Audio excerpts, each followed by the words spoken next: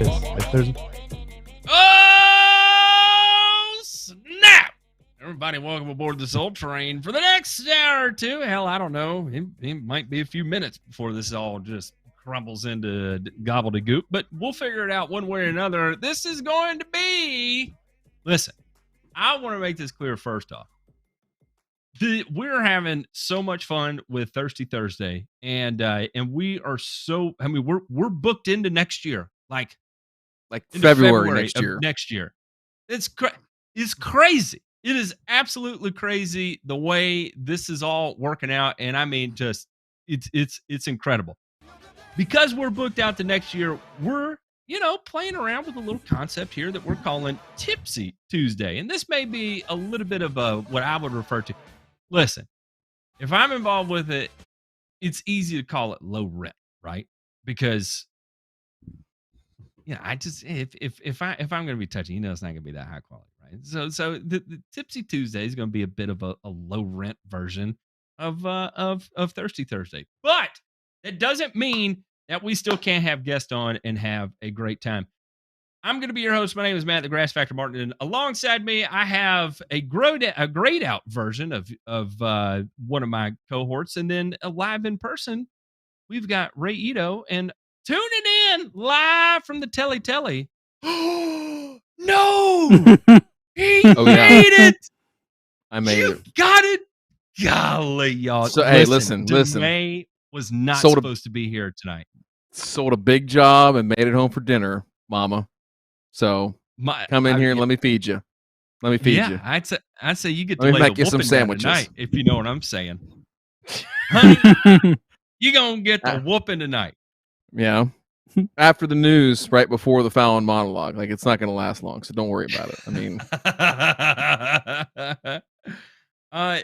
Gentlemen, thank you for being here. And of course, tonight we have our guest, Princess Cut Lawn Care. How are you doing, George? Yo, what up, Matt? Thank you so much for having me on. What's going on, guys? It's a pleasure to hang out with the turf pros in the community. I watch a lot of YouTube, and I always find myself coming back to your guys' content whenever I want to learn a little bit more deeper about the lawn care, So appreciate you guys having me on. Yeah. We go real deep, huh? We do, but hey, listen, it's a continuum, it's a spectrum, right? Of people that are in it and doing it at all different junctures. We had a guy on last week, Mr. Ferguson, who he's early. He's early in his journey, and we can get down with that level, right, Ray? I mean, that's right. We pride ourselves on being able to go, all the way up to the tippy top and all the way down to the basement if we need to. So we can talk about whatever, wherever, whenever here. So I'm looking forward to it, though. Should be fun. Ray, how are you tonight? Oh, go ahead. I'm sorry. Ray, talk to us, Ray. Talk to me. Let me hear you. Get on that. No, I am feeling. I'm feeling fabulous today. Actually, wow. I really am. Wait, I really fabulous or fabulous? Like which one? No, I'm talking. No, I'm talking fabulous as in I just killed the T-Rex and I'm dragging him back to the cave. Fabulous. Man. That kind of fabulous. The omnivorous Rex, man. The T-Rex is old news now. That's hardcore, Ray. That's hardcore. I don't know where we go from there, but here we are. We are how many minutes into the stream, and Ray has not just committed murder tonight. He has taken on, he has promoted the further extinction of a majestic creature. Sir. Somewhere, Sam I would Neill. have to ask is, did you use some sort of perchlorate explosive device to bring it down? I mean, we gotta introduce big bombs into this somehow. Make sure we check off all the YouTube check marks before we get through. No, old school. I mean, no bombs, no guns. It's called the 10-foot long spear. Oh, Ray hunting with his hands like it's supposed to be done. Can't say it's for sport when you're doing it. It's not a sport when you're using a spear, if you know what I'm saying, right? That's man's land right there. All right, let's get this sumbitch on the road and get talking. So, George, we typically kind of start this off where we need some background. Lay it on us. How did you go from whatever it is you did in your former life to making your way onto the concept of having a badass lawn and then taking it from there to YouTube? Did you want to do YouTube first and then have a nice lawn, or did you want to have a nice lawn and then do YouTube? Tell us a little bit about how that came to be. All right. Well, first of all, my name is George, and I'm an alcoholic, and I'll leave it at that. No, I'm just kidding. Welcome. All right, guys. So pretty much my story. This is how it goes, right?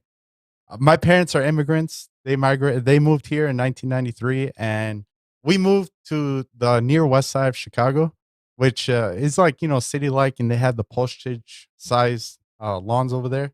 And I don't know if you guys know about immigrants or not, but mine, at least, they came from a very sandy they came from a very sandy country, and they don't have lawns over there. So let's just say lawn care wasn't a top priority in my household. So yeah, so when I bought my first house, I moved in here. I'll show you what it looked like when I moved in. But anyways, this lawn, it looked terrible. There was leaves everywhere. There were bald spots everywhere. I mean, it was just it was horrible. So I told myself, you know what? I moved into this house. This is my first lawn.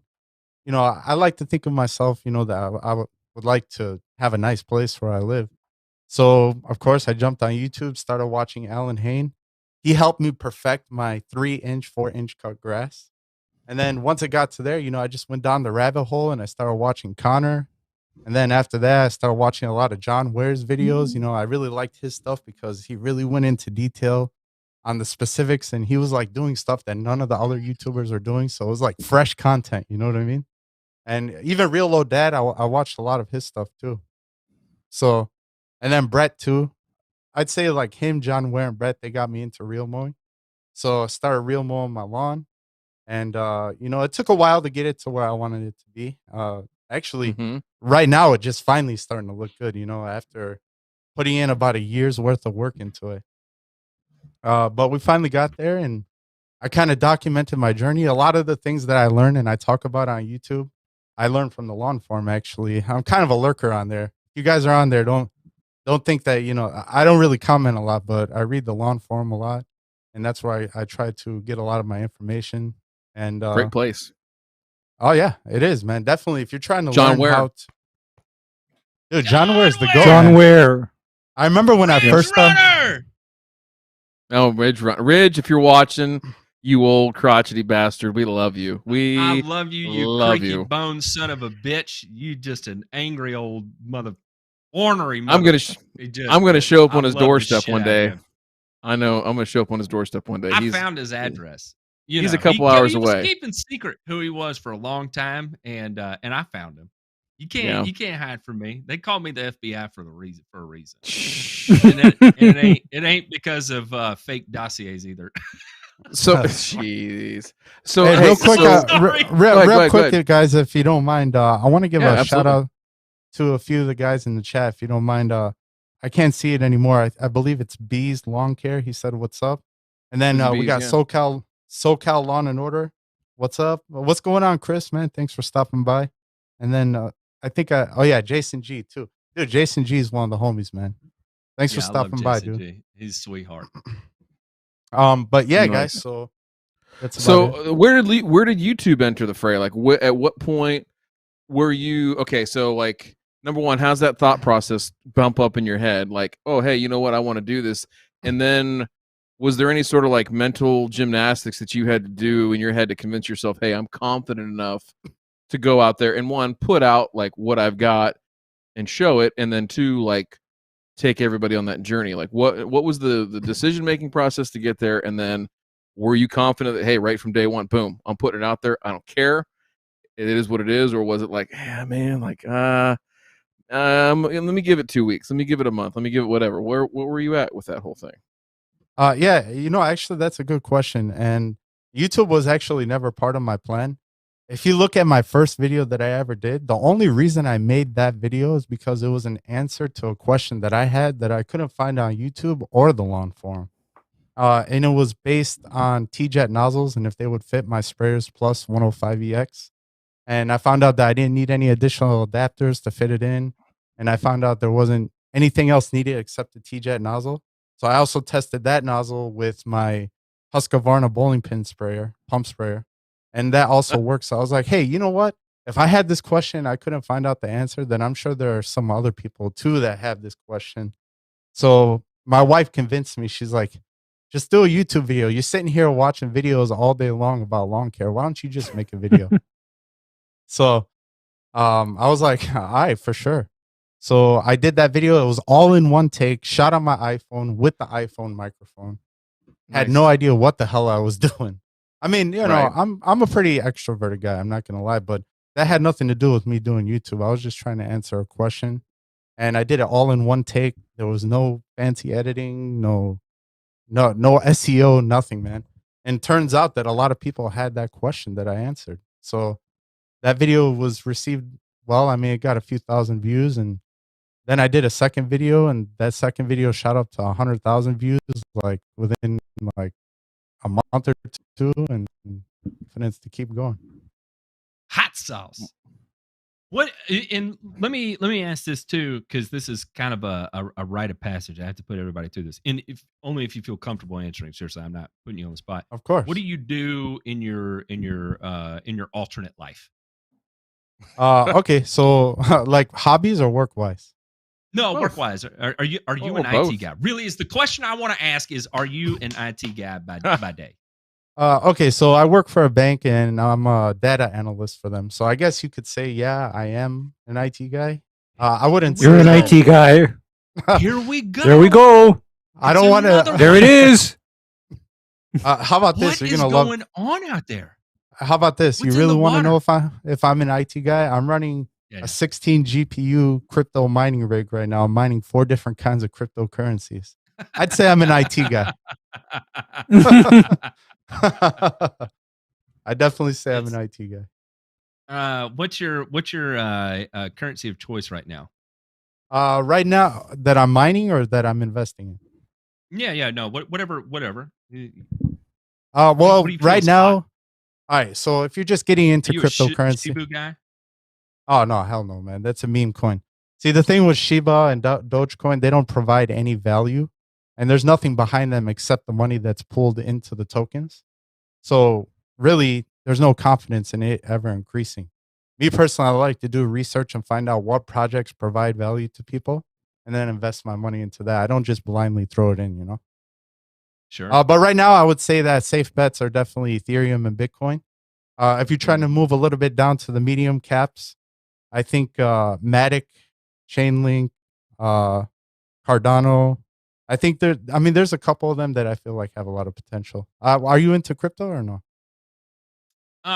Not extensively. But I do own a few coins, and I own some shares of Exodus too. So you know, I kind of dabble in that space.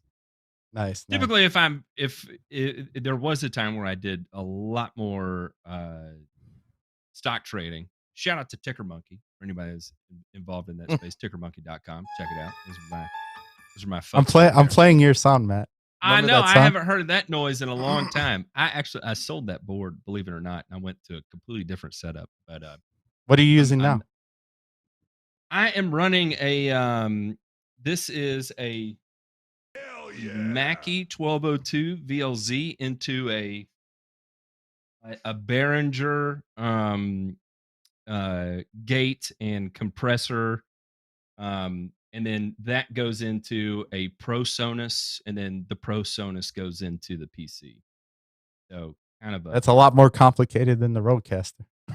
It is. It's a lot more complicated, but my Rodecaster started giving me odd feedback. I think the headphones were going, and some of the internals were starting to skis out, because whenever I would record in Adobe Audition or something, it'd sound terrible with all the background hissing and stuff. So anyway, I thought I would go to this, and I did, and it was actually I ended up making a lot of money because this setup was significantly cheaper than the Rodecaster. So I was like, man, I'll pocket $250 and go with this. Plus, setup. they're in demand too, so they don't really decrease in value.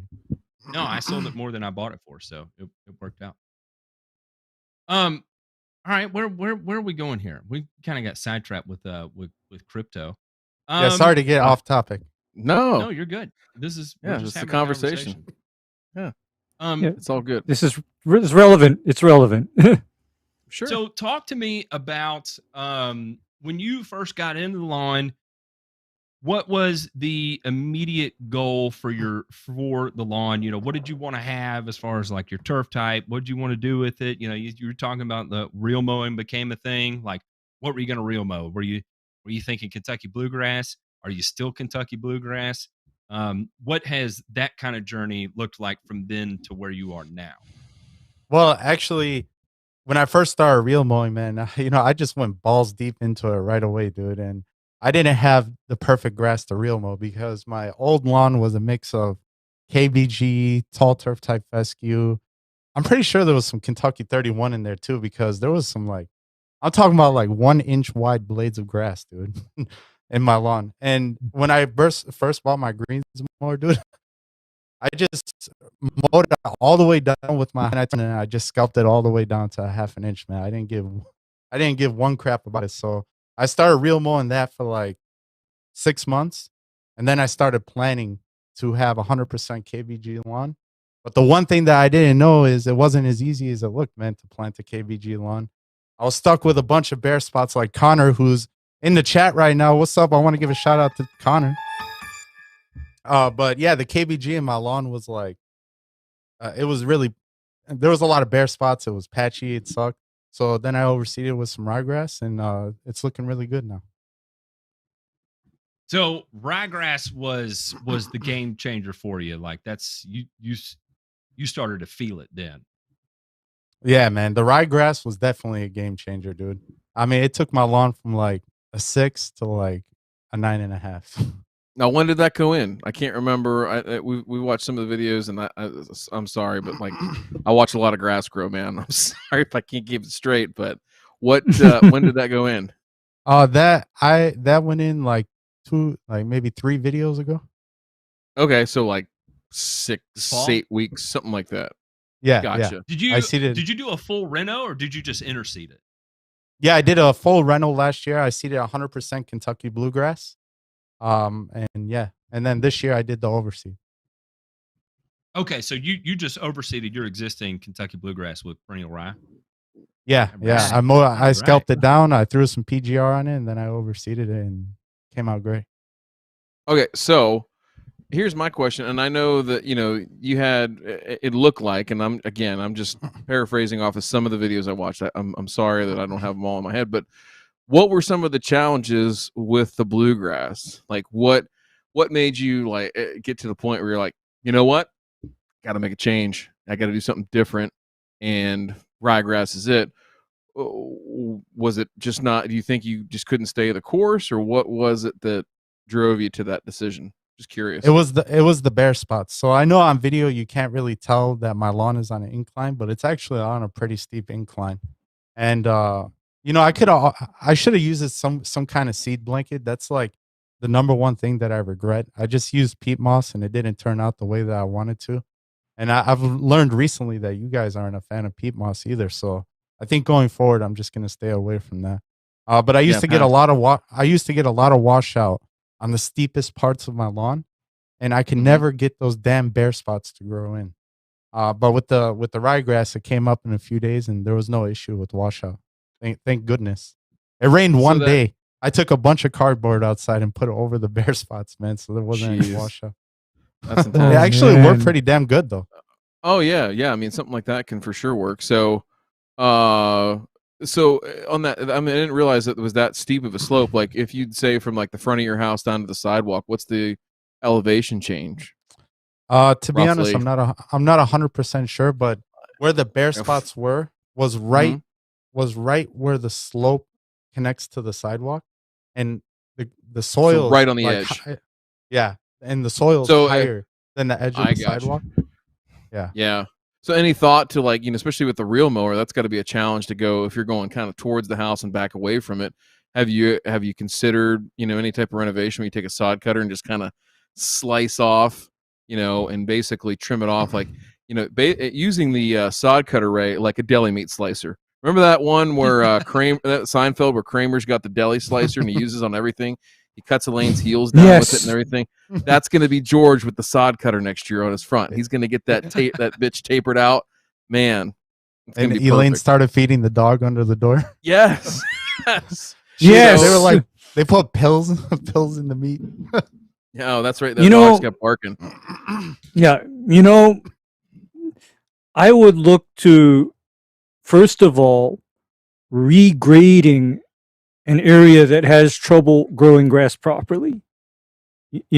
And the reason why I go there is because if you think Matt dislikes Band-Aids for problems, I like them even less.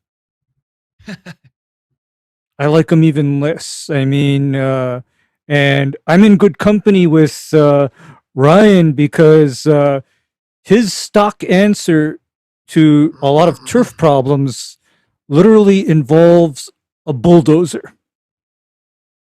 Or a small version of it, i.e. a sod cutter in this case. It's a small, it's a scalpel to the bone saw that is the bulldozer, Ray.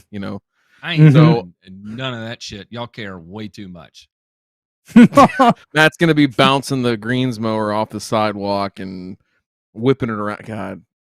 Yeah, once you scalp enough of it off, right, where it's not scalping anymore, then you get your seat into it, and you're like, all right, problem solver. Drop your mower as low as it'll go, and just eat into it.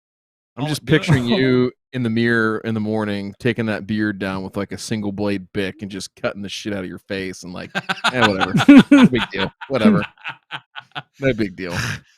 Yeah. Hey, by the way, guys, I want to give a super special shout out to Striper Man. Thanks a lot, Keith, for showing up. Much appreciated. Striper and Lawn Man Journeys is here. Lawn Journeys too. He's one of the homies.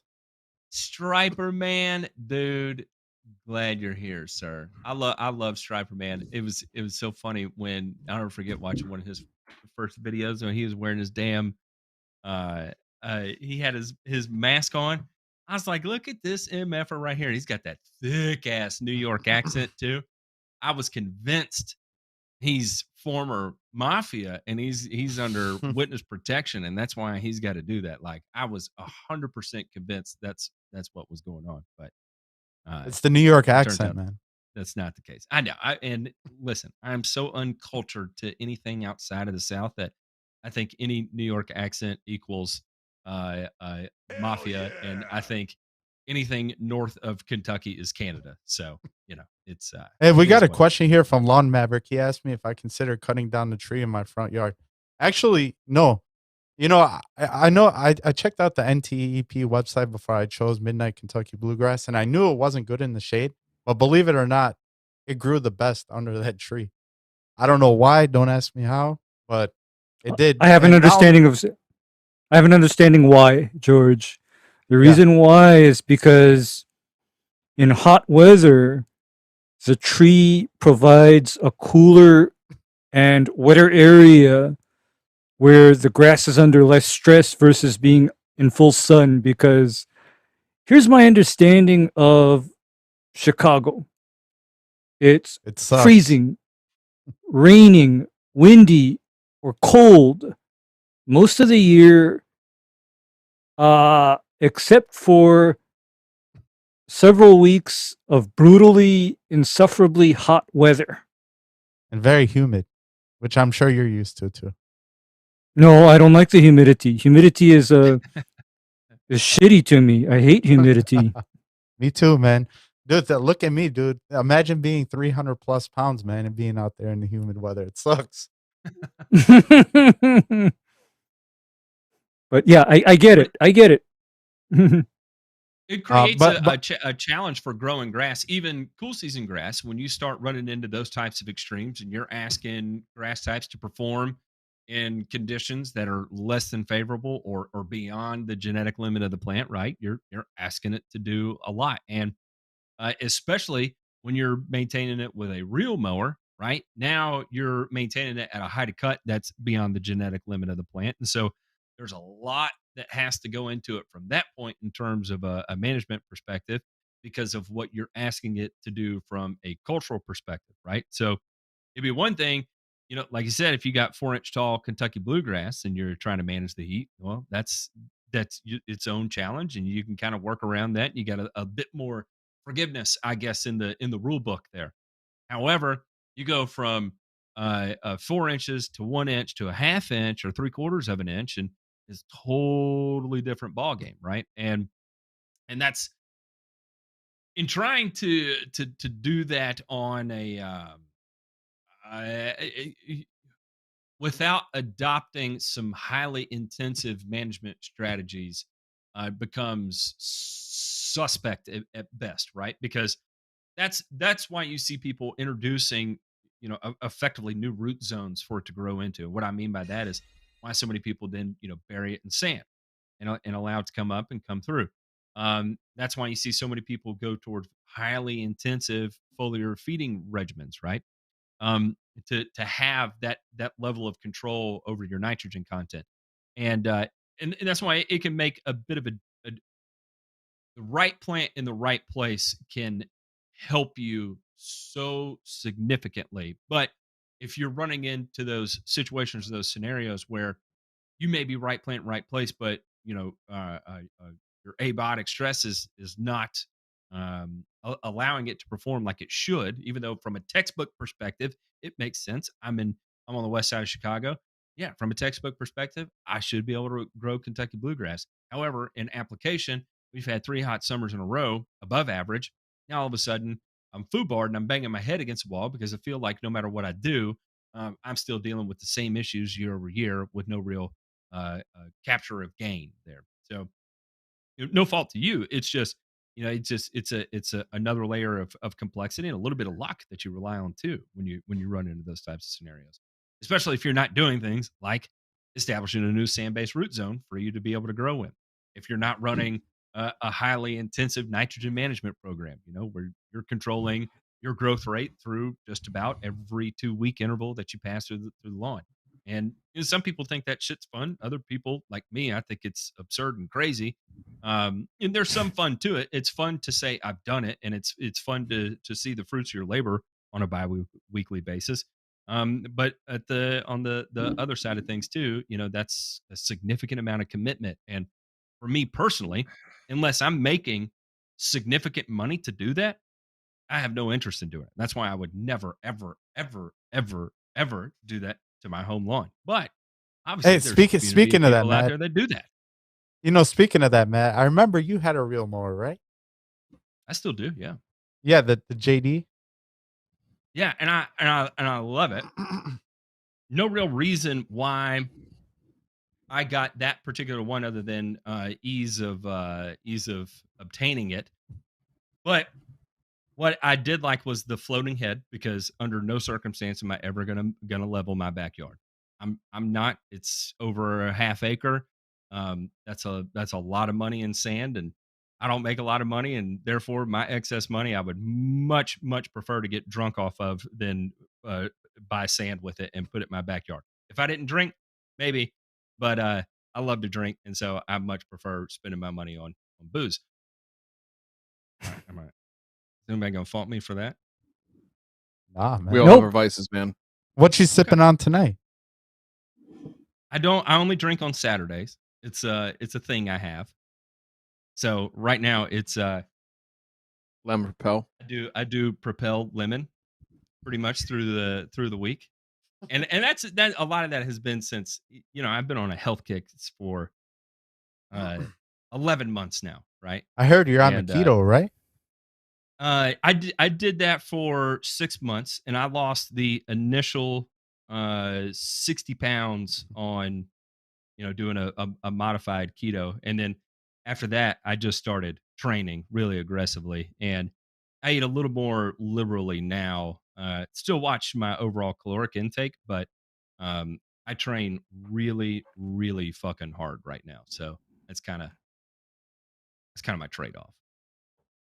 Nice, man. You look good, dude. I need to get on I the same appreciate diet as you, man. Next season or this season. It's I'm not gonna lie. I enjoy it. I feel so different, and it's dealing with my kids is a lot more tolerable. And that was my big motivation, was the fact that I couldn't keep up with my kids, and so for me it was it made the most sense to go ahead and get on the gain train and get my shit squared away. I was tired of being tired, to be honest. So, Matt, speaking of the bi-weekly applications that you were talking about, Ray, I had a question for you regarding Yes, sir. my spoon feeding regimen. Mhm. So I've been applying a quarter, essentially a little like 0.3 pounds of nitrogen per week to my overseed, and it's a low cut lawn. And I know you're not keen of that thought process. Can you elaborate a little bit more on that? Okay. First of all, you mentioned nitrogen, and what I don't hear about very much is what about the potassium? What about the phosphorus? Because upon reviewing your soil test, I can see how phosphorus can become a limiting factor as far as your grass grows, because you see this 37 parts per million of phosphorus here, and you see your 7.7 soil pH. And this is me just guessing off the top of my head now. If the soil extraction procedure was done via an M3 process, or what's known as a Mehlich 3 extraction process, I am guessing that you actually have about half as much phosphorus in your soil versus what your soil test is displaying here. And to me, that's a problem, because if I want grass to be thick, vigorous, healthy, able to fill in, I look to phosphorus as being that element that promotes that more so than nitrogen. Okay, so Ray, let me give you a little bit of an background behind when the soil test was taken and what I usually do to take care of my phosphorus levels, and tell me what you think. So this soil test was taken at the beginning of the season, before I threw down anything. So it was pretty much what was left over from last season. And as far as phosphorus goes, on Memorial Day, I apply 1 pound of nitrogen per 1,000 square feet with Milorganite once per year, and that's it. And that's what I do for phosphorus. Nothing else. Oh, okay. Here's the thing: 4% is that times 10.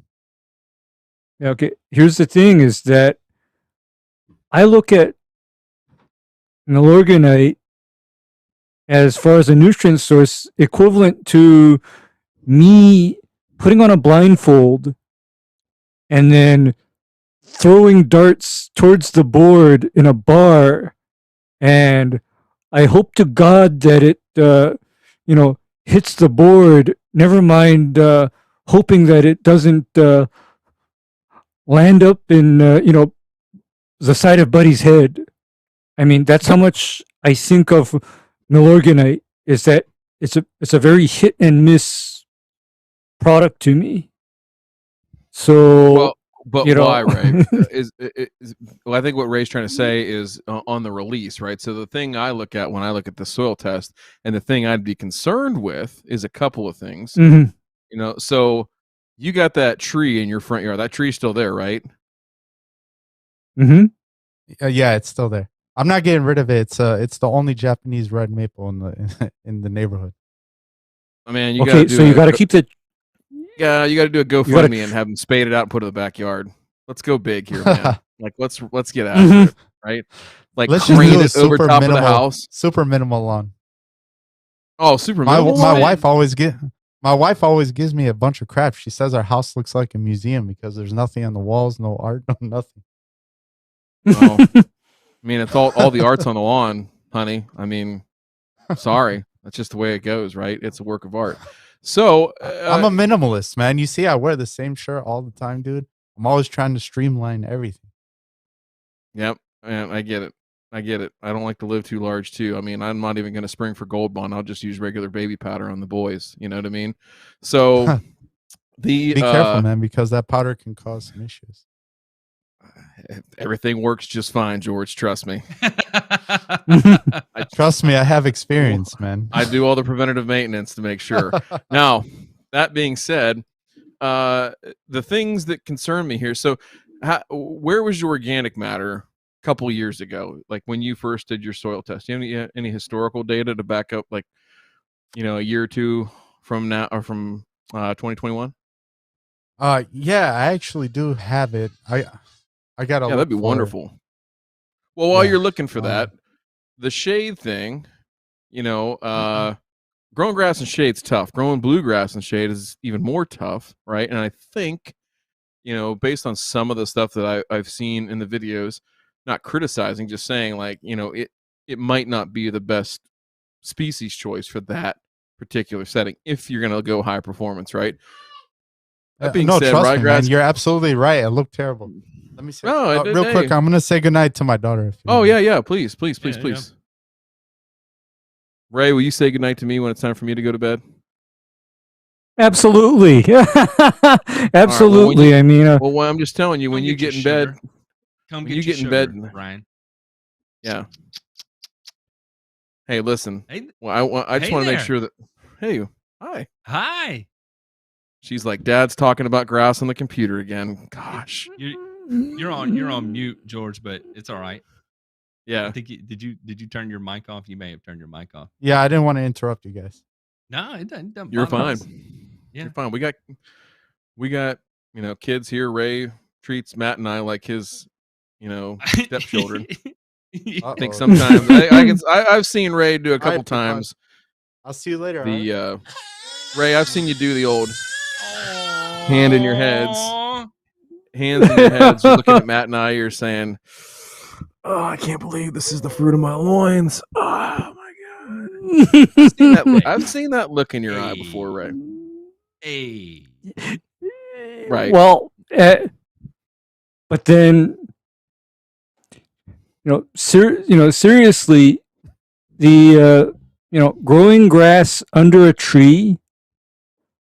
Also, you know what? Growing grass under a tree also makes me think about and have to compensate for this concept called nutrient removal.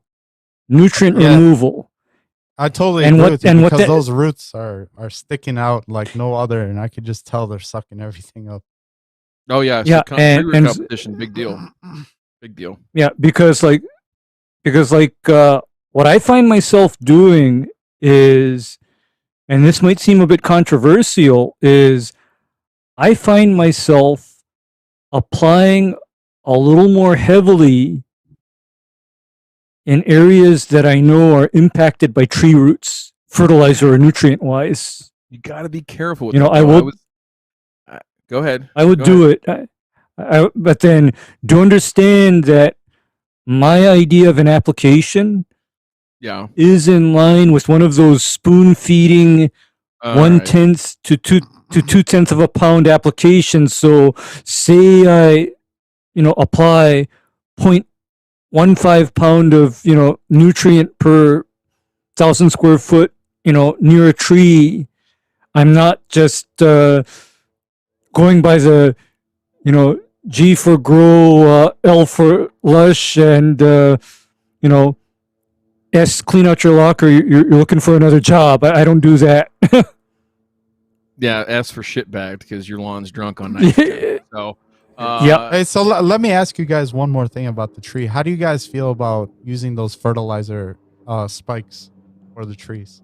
Because I did it one time and ended up relevant. hurting. I mean, your best bet if you're trying to push that growth, and Jack Maples, you got to be careful to a point. I'm not a tree guy by any stretch, but if you're going to do anything, I would hire a company to come out and do deep root fertilization. I'll let Matt speak to this because he has done this work, but I can tell you the tree stakes are just like a loser. They're not even worth it. If you take a look at the picture right there, you could see the flare. You could see the flare of the tree. When I moved in, there was a volcano mound of mulch covering the flare. I hauled all that shit out of there because the tree was looking like it was diseased, man. And as soon as I exposed the flare, it started looking a lot better. I wholeheartedly agree. I've done a shitload of tree fertilization, a metric shitload, and I can tell you, I have seen no difference between at the flare right there, that a buttress flare, or however you want to call that. Literally putting 80-90% of your fertilizer right there, or even injecting it into the vascular tissue of the tree. I see no difference between doing that. So if you want to juice that tree up, I'm saying like a cup, maybe like at 4 points right there at the buttress flares, would be sufficient. And probably something like a triple 13 would be more than adequate, and it'll get that bad boy going. Now, a couple things I would recommend would be the lower branches you have coming off here. I would go ahead and get those pruned off before they get much bigger. Or any kind of crossing branches too. It looks to be a little dense in there. I'd probably prune out some of those as well. Because you have to remember that till the end of winter to do that. A singular tree like this is that's a sick tree. Trees do not like to exist in isolation. That's why they're enforced, right? So effectively you have to mimic its growth in the forest. So you want a single dominant leader going up, right? So if you have competing branches that are all going for the same amount of height, you got to pick one to be a dominant leader. And you got to remember too, in those areas in forest, right, where it doesn't have adequate light on the bottom, the tree is self-sustaining in the essence that it self-prunes too, right? So you have to take care of some of those lower branches as well, just to make sure that you're getting adequate airflow through it. Because if it does get too dense and you don't get good airflow, what happens in the forest? The damn trees blow over. You know what I mean? So you have to think about it from that standpoint, that if this tree were in the forest, what would it look like? And that should be your pruning strategy and your maintenance strategy for it. And then you'll get a lifetime out of that damn tree without a doubt. Well, good thing I just picked up a pole saw, man. I can't wait to put it to use. Yeah, there you go. I mean, it's absolutely necessary if you want to, especially maples like that. They're real bad about girdling. The branches will girdle, the roots will girdle, and just be proactive about it. Don't be scared. Yeah, you should have seen when I removed that volcano mound, dude. It was like getting choked out by the roots. Well, and that's something else. I mean, Charles Beebe, Busy Bees Lawns, mentioned this in the chat, and it's a good idea. Is a good air spading around that root flare would do you a world of good if you're trying to keep that tree. So it's probably worth a few $100, $300-$400, over the course of the season to get that done. Get a couple deep root injections. I'll say from my point of view on tree fertilization that it is just like a lawn. Like you do it one time and like you're not going to notice anything. But if you do it for several years, and you really measure like the height, the trunk circumference, trunk diameter, all that kind of stuff, that you will see some positive growth there. So the thing I wanted to talk about too with the tree, JP, can you pull that soil test back up real quick? And George, were you able to pull any historical data on that by chance? No, I actually didn't even look. Don't worry about that then. We'll just talk about it as what we're seeing here. So the thing that jumps out here is, you talked about using Milorganite, and I think what Ray was trying to say earlier was that, the thing with the dartboard analogy is that we don't really know when that's going to hit, right, in terms of when it's going to be metabolized and go through the nitrogen cycle and become plant available, right? There's about 40% of that product that is essentially a quick release, and 60% that is a slow release, right? It's got to be processed. And just to clarify, when it comes to slow release, we're talking about that, yes, you'll get some release the first year. You're going to get a certain percentage that releases the second year, and you'll get another percentage that releases the third year. So that's correct. Kind of the untalked about piece of that. When you hear slow release, We're talking about that final piece of it can go for years, right? So if you're applying a pound, maybe 6/10 of it is what you're actually going to have to work with. And then the remainder of it would be dripped out over such a long period of time that you're not really able to capitalize it like you would if you took just a straight soluble source and applied it, at a pound. And that's an interesting piece of information because Dr. Bruce Branham at University of Illinois, right down the road from you there, did a really cool study, probably 12, 13 years ago, where they looked at this. They looked at, nitrogen sources going into soil and what percentage did they recover in the plant that actually was metabolized that calendar year, right? And those percentages were in the 30s to 40s, so the balance of that nitrogen actually came from what you're looking at right here. So your organic matter is pretty high, right? So I know that there is a lot talked about in terms of, hey, I need to get my organic matter up. And I still don't understand why that sentiment exists from Sounds good. whoever's, yeah, I mean, it's chasing a number that you don't need to chase is really what it is. So I want you to look at this ENR. Does that acronym mean anything to you? ENR. Not trying to make you look like an idiot or anything like that. Trust me. Yeah, So it's estimated nitrogen release. Yep, nitrogen release or return. Right. So the more organic. So I know pretty much with CECs how that works is like the higher CECs that you have, or like the more organic matter that you have, the slower the nutrients are going to move through it, and then the more like loamy soil you have, the faster it'll move through it. There's some validity to that, right? So some of the flip side of this would be you can get tricked into that. So for instance, on the show, whatever that was, Sunday, or I can't remember because we got so many shows now, but we talked about Texas soil. And so you can have some artificially high CECs that trick you and lull you into sleep of, oh, hey, I've got a really high CEC. It's in the 30s. No, it's not. It's all the calcium, the free calcium that's getting picked up on that test. So it really depends on where you're at, what kind of soil you have, and then if the lab is doing the appropriate extraction analysis to give you an accurate reading there. So with this ENR thing, what I want to get back to in this, I'm making this a really long, drawn-out point, and I apologize, but we're having a conversation. No, go ahead, dude. I'm here to learn. So the ENR of a 130 here, right? So let's divide that because that is your pounds per acre of estimated nitrogen release in a year. 130 divided by 43.56. So about 2.98 pounds. We'll call it 3 for shits and gigs. I know you're a data analyst, but just like Michael Bolton in Office Space, he didn't care about that decimal point, and I really don't give a fuck about it either. So right here, we'll call it 3 pounds, okay? 3 pounds per 1,000 is what your soil is releasing right now. Now, when do you think that release is taking place? When do you think the bulk of this release from organic matter is taking place? Can you repeat the question real quick? When do you think the bulk of that release of nutrients, that release of nitrogen, I should say, not nutrients, but nitrogen, is taking place from that organic material? In the spring and fall? Sort of, mostly in the summertime because we need heat in the soil, right, to push microbial populations and to push them into eating and consuming that, right? So the peak of that release is going to be in the summertime. So the concern here, right, in looking at this is, number one, that's a lot of nitrogen coming out at the worst time of the year when you don't want it. And that's part of what Ray is saying is like, it's a shot in the dark and it's probably going to come and hit when you don't want it to, okay? So 3 pounds over the course of the summertime, let's just say that, 2/3 of that releases, that's a big slug of nitrogen that's coming out.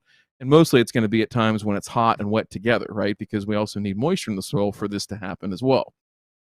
Therefore, it can put you in a kind of a bind. The other thing, the compounding factor here that makes me really nervous, I'll say nervous. That's a fair adjective here, is that with that shade, right? So we know that under shade conditions, right, we've got to actually back down nitrogen. We think it's kind of counterintuitive, but you think, man, like I want to push nitrogen because it's weak and want to, push growth and try to get it to fill in and do all that. Absolute worst thing you can do, right? Absolute worst thing you can do. Correct. Okay. Do not, yeah. Because all we're doing, we have these really long cells that are in that leaf tissue, right? And we're trying to elongate them by putting more fertilizer down, but what's happening is all we're doing is just stretching them out like a rubber band, and that grass gets real leggy, real spindly, and kind of laying over on itself, and it just doesn't do very well. So my concern, again, is that in addition to the supplemental nitrogen that you're putting down at whatever rate through the summertime, you're also getting a lot of bounce back here from your organic material, and I would strongly caution you to just back that Milorganite app out completely. It's not really serving you any purpose. You could do better for yourself to use. So for my another. overseed, I use TSP. Okay, that's fine. And then Okay. with your phosphorus, I mean, I think you can probably back off on that, even with overseeding. And I know Matt disagrees with me on this, but I think if you're plus 30, especially, I wouldn't even use it at overseeding. I don't think you need to. The plant will find a way. Yes and no, because the confounding factor that drew my attention to the phosphorus level was his soil pH. Because he's over 7 and I see some free calcium in the soil. So what that means is that unless that 37 parts per million phosphorus was derived from an Olsen extraction procedure, we may be overestimating our actual available phosphorus. So, you would be the kind of person where I would suggest more like a 1-1-1 type fertilizer based on ammonium phosphates, at least during overseed time. And I'm also a fan of, in this case, incorporating small amounts of immediately available phosphorus as part of your overall feeding and maintenance program. So judging from my soil test, what would you say is a good regimen to apply that phosphorus, and how much? You're looking at me personally, like I'm going to give you the cheapest way to go about it, because that's the way I always do things, is the cheapest. No more than a pound per year, up to a full pound per year. You have to think anything, and with you already having this much organic matter in the soil, right, and an ENR of 130, Which you're is getting high, a lot of free nitrogen out of that, like a lot of free nitrogen. So even if you're being moderate through the course of the year with your nitrogen program, your nitrogen management program, you're going to exceed 4 pounds in through the course of the year. And therefore, if you are at 1 pound of actual P, then chances are your soil phosphorus levels, assuming you're not bagging and discarding your clippings, are going to remain about the same at 37 parts per million if you're applying up to a pound, right? If you start getting down to a half pound, it might start to come down a little bit. And it's not to say that you don't have room to come down. You do. You got a little bit of room to come down without any panic there, especially now that it's already established. A little less that you even have to worry about. So, as a generalized rule of thumb, up to a pound. Now, you've got, relatively high CEC soil and all that crap, and I'm not even gonna overcomplicate that. Your better bet would be smaller increments with greater frequency with any nutrient, right? That's going to be your highest rate of efficiency out of any nutrient you apply, right? So, if you want to divide that pound of actual P2O5 over the course of, say, What is it? What did you say? What is it called? phosphorus, just P2O5. Oh, Like typically that's It's a how you'll chemical. see Yeah. it. gotcha. On a Stop fertilizer being all bag, when you fancy, see Matt. N, P, and K, they're reporting the amount of P in that bag as P2O5. You can actually Let's bring it down a little bit more layman's terms. Well, this is a good point, right? So okay. Not to get too complicated, right? But what you see on the bag as far as a percentage in pounds on the ground, right, of phosphorus, right? You're getting less than half of what you're actually putting out that's going to register on your soil test. That's the best way to put it, right? Gotcha. About 44%. So and that's mostly because of the ENR. No. It's because No. of Completely separate. So when you're looking out on a fertilizer bag and it says, 10, 10, 10, right? It's reporting to you that has 10 units of phosphorus as P2O5. But in terms of actual elemental phosphorus that's going down, that you're looking on your soil test, right? That says it in P, right? Um, you would have to divide that by 2.21 to come up with to convert P2O5 to actual P. So if you apply 1 pound, divided by 2.21, whatever that is, divided by 2.21, so you're actually getting 0.45 pounds of actual P. So when That's you guys are contributing to your making soil test level of P. so when you guys are making recommendations, are you making recommendations based on pounds on based on what's on the bag, or based on pounds on the ground that are actually available? Based on the bag. Okay. I'll give it to you that's as, how, as yeah. P2O5. I just want to Correct. clarify. P205 on the based on It's- bag. What's in the bag. Yeah, And so it- it's the up to same us to exists for- extrapolate that. Yeah, go ahead. Yeah, for potassium too. So when you are looking on a fertilizer label, potassium is not reported as elemental potassium; it's reported as K2O. And so that 83%. is, yeah, and that's another conversion factor you have to do to convert it over to K. So that's why when it's given to you, it would be given to you as K2O. So that way you don't have to make all those adjustments on the fly. It's neither here nor there, but and add a layer of kind of complexity and something to keep in the back of your mind, right? When you're looking at these things, make sure it's being reported to you in apples to apples, and if not, then, do your stoichiometric conversions to make sure it is in apples to apples. All right. So speaking of being reported apples to apples, I got a question that might be, I don't know if it's controversial or not, probably not. But We obviously I love watched controversial. obviously obviously I watched the Turf Truth videos. I mean, I'm sure one the long, but he was talking about something about calibrating soil tests. So I want to ask you guys, what does that mean as far as my soil test go? Can I trust my soil test? Wait. My soil test or my soil or my soil? Not Just making sure. not Okay. not my soil, my soil. Right. Talking about the company? Let's see. The company. Yeah, let's see. I only use grandma. Waypoint, Let's eat FYI. mama, grandma. Punctuation saves lives.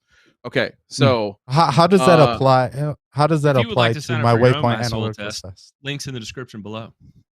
yeah. Mhm. So I'm just kidding.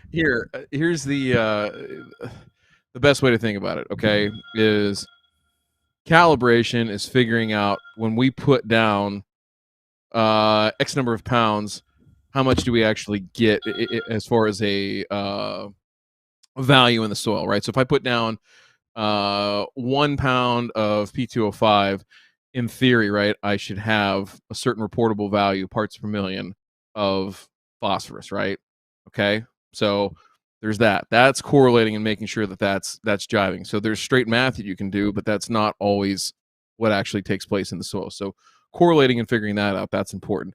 That's calibration. Correlating that is then taking it and saying, okay, hey, if we have X number of parts per million in the soil, so like I think one of the studies that they referenced was a long-term study that Dr. Doug Solda at University of Wisconsin at Madison has out right now on real low end phosphorus numbers, right? So he's seeing numbers on sand-based systems in the 3 to 7 parts per million range, single digits, right, before they're actually seeing deficient signs, right? And so that is where we're correlating soil data and input data to figure out, okay, when do we see a turf response, right? And some of that's rather interesting stuff, right? Because a lot of times we're told, hey, apply this and apply that, and you'll see a turf response. But how do you really measure that, right? Like a lot of this stuff is very subjective but really you can make it objective, right? You can make the invisible visible. And I think that's where people are getting caught up. And that's one thing that probably pissed off Turf Truth. And he or she, went down that wormhole to show everybody that there's a lot of warm and fuzzy feelings, but there's not necessarily any, real tangible gains, right? In terms of overall plant health and the numbers that we're seeing both in the soil and then with turf performance, to correlate with that. So the calibration piece is just trying to figure out, hey, if I've got this given soil with these parameters, right, and I put down this much, how much should the number move, right? Or if I let it go for a certain period, how much should the grass consume and where should we be? Is it where we predict it is or is it not, right? So that's that. So is it safe to say by you analyzing my soil test, you were setting a metric for calibration? Sort of. So, what we go off of, generally speaking, right, is sort of a blended thing. There are two different schools of thought. There's three really, but we're not going to talk about the third. There's not enough time, and I don't really care to speak to that one. But soil level available nutrient SLAN, you'll see it abbreviated as, and that's what you get a lot of your recommendations back from labs based on that method. That method, a lot of the correlations that you see in terms of plant performance are taken and extrapolated from crops, right, and then put into turf. So if corn uses X amount and we lower the biomass by this much, then we should only need this amount, right, of nitrogen, not nitrogen, but P and K, for example, right? The other method is minimum level of sustainable nutrients, MLSN. Now, you hear minimum, people start to freak out and say, oh gosh, like minimum, that's the floor. Like, I don't want to be down there flirting with disaster. And you're not necessarily doing that. There's some safety margins that are built in, but that really should be the bottom of where you're at. If you have good data, right, from a course of 2, 3, 4 or more years, you shouldn't even approach that point because hey, I need to go ahead and make an application of whatever that particular nutrient is to raise those levels above that critical threshold. So when we're looking at these, some of it is experiential based on, hey, the MLSN says we should be at no more than, or our floor is like 18 parts per million on phosphorus, right? We're going to lean a little bit heavier and probably say like 25. Ray might even say 50. And that's, we're kind of splitting hairs at that point, but there's that fudge factor built in on our personal experience of what we've seen out there. So kind of the shortish, longish version of all those things combined about how we're looking at this and interpreting it. So, Turf Truth, if you're listening, we love you, right? And this is just the way we do it. And you know what? If you can't handle us at our worst, then you know what? You should come party with us at our best, dude. Right? Yes. Absolutely. Still stands. We can preserve anonymity, and so whenever you want to come on, the offer still stands. Hell yeah. We're ready. We're ready. That's what cryptocurrency is all built on, man. On anonymity. Yeah. Can't even say it. Well, George, to answer your question, when I look at your soil test, I am looking at what MLSN says, and then I work back from that, because to me, MLSN is kind of like getting an F for your grade. Okay? Oh, come on, Ray. It's an F. And so I don't give it that. No. And so when I'm looking at nutrient levels, I grade it as, okay, what's F? What's D? What's C? F as in fantastic? Fucking fantastic. No. F as in Fubard. F as in Fubard. Oh, but then anyway, work back from that. And what I always go by is I want my nutrient levels to be at A or B, so that I can rule that out as the source of any kind of issues I have regarding turf growth, appearance, or performance. I want to rule out the simple stuff first, rather than ride the edge and, have a lot to figure out. Because in my business, I get asked, why is the grass not green? Why is the grass not growing? Why is it not, quote unquote, thick? And I have to have a very good explanation for those issues, and at no time should my explanation circle back to me omitting something or doing something that I'm not supposed to do. That's just the nature of my business. Yeah. I Okay. would agree with that. So Hey, shout out to Striper Man for the $20 super chat. Oh. I'm watching you, Striper Man. I know what's going on over there. This Heath is such a listen, good man. So I've okay, been around this long enough to know Striper Man. yeah. Sneaky. So we talked about nitrogen, we talked about PK. I think really just a real restrained program. Hey guys, real quick. Sorry to interrupt you. My camera's saying low battery. Can you give me 1 second? Yeah. We will pause real quick. I got it. No, go ahead. You can continue. I'll be back 1 sec. Okay. Now, here's the other thing too that I want to just make a point about with MLSN is that this is all new. It's kind of very new in relative Yeah. terms. Yeah, like I'm telling you right now, when I was in school, there was no such thing as MLSN.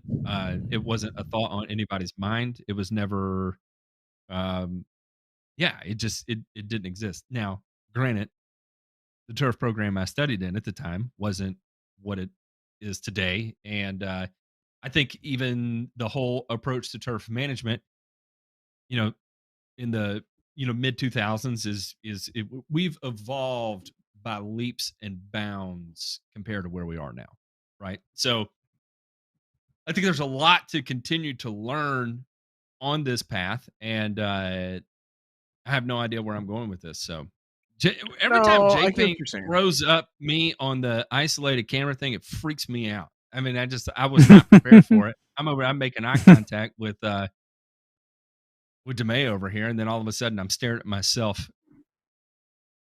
on the entirety of the monitor. Oh, sorry, I thought I was off camera. We're live. Oh, okay. Oh, Sorry, I shouldn't laugh. But yeah, What did I you hear miss me? out on? Oh, I Matt was just trying to fill time with bullshit. Matt was he was staring at me and I was staring at him. We had a moment, and then Ray Yeah. called us a bad word. So okay, we talked about NPK. We talked about that. What are some of your other questions here? We got more to talk to you about, but we want to hear from you too of what other things you got going on, whether it be watering, pests, things like that. What do you got? All right, so yeah, actually, I was gonna ask you about the watering. I know there's a lot of content about watering your lawn, what's best for it. But when the temperatures start going down to say like between 40 and 50 degrees, how should you tape off your watering going into the winter time for cool season grass? When was the last time you watered? Let me ask that. Yesterday. okay. I have another question for you that follows. When is the last time you mowed, and how much grass did you cut off when you mowed? Because where I'm leading this up to is, as far as me pushing nutrients and water, what I'm actually paying attention to is how much is the grass growing, because grass growth is my indicator or my metric regarding how much the grass is making use of the water and the nutrients now. I don't know about a lot of the guys that are like in the Midwest right now, but believe it or not, our grass is still growing. I mean, today it was like 58 degrees. Yesterday it was 58 degrees. And I Okay, don't ever so- remember mowing this late into the season. So then, Oh. so then, what I'm saying to you is that what I've developed a sense for is the ability to kind of correlate or tie grass growth with my inputs, and then tie that further in to my climactic conditions at the time, because it's just this ongoing thing that you're always looking at, always thinking about. You see, I am the crazy person that sticks a stainless steel machinist's rule into a lawn. Okay, Ryan, and you're laughing. Yeah. No, I'm laughing. Get your because- mind out of the gutter, Ryan. Come on. No, J Pink sent me a message about I need to look at the camera better and focus. So I Yeah. know. Straighten up is what he told I me. think we're all kind of reading the chat, aren't we? Yeah. No, Yeah. I just keep getting I'm big looking things at messaged. historical rain data for Chicago. So here's my Mhm. thing with the watering deal. is like, real quick, if we could pause that. Yeah. Real Low Dad asked what I thought about the new Allet mower costs. I honestly don't even know how much the new Allet is. How much is it? You guys know? Any of you? No. I have no idea. I heard 5. never- I heard 5. Yeah, I there's saw somebody there's run that around no that. way in hell I would drop $5,000 on a mower, unless it was a greens mower and I had the money to spend. I've never seen an Allet in person. So, but yeah, Matt, you were And- saying what's going on with Chicago? no, I'm looking at your weather averages, right? Your rain averages, and you're getting on average 2.5 inches for the month of November. So, how often would I be watering? I don't think you have the level of growth to justify watering, in my opinion. I wouldn't be doing it, and I'm coming at it from a minimalist point of view. So I can tell you here similar climate, right? I think rain's been about equal here. Haven't had the irrigation system on in well over 4 weeks. So the thing that with growth and everything like that, that's one thing. But the thing you got to realize too is like what Ray was saying about growth rates. That's one thing. Does have you heard the term ET? And no, not extraterrestrial. It's Steven Spielberg, classic from 1982. Fantastic flick. Matt's never seen it before because he lives under a rock when he's not talking on YouTube. because I'm a normal human being. He prefers Says you. Transformers instead. Yeah, Michael Never seen Bay it. movies. but does ET mean anything to you with respect to water management and irrigation? No. Okay. Oh, okay. Okay. Let's Well, walk can through you this. tell me This what is- it's an acronym for? Yeah, evapotranspiration, right? So it's measuring how much water is leaving the soil, both from two different sources. So one, evaporation, right? As sun heats the earth, right? We have radiant heat, we have wind, all those kind of factors, right?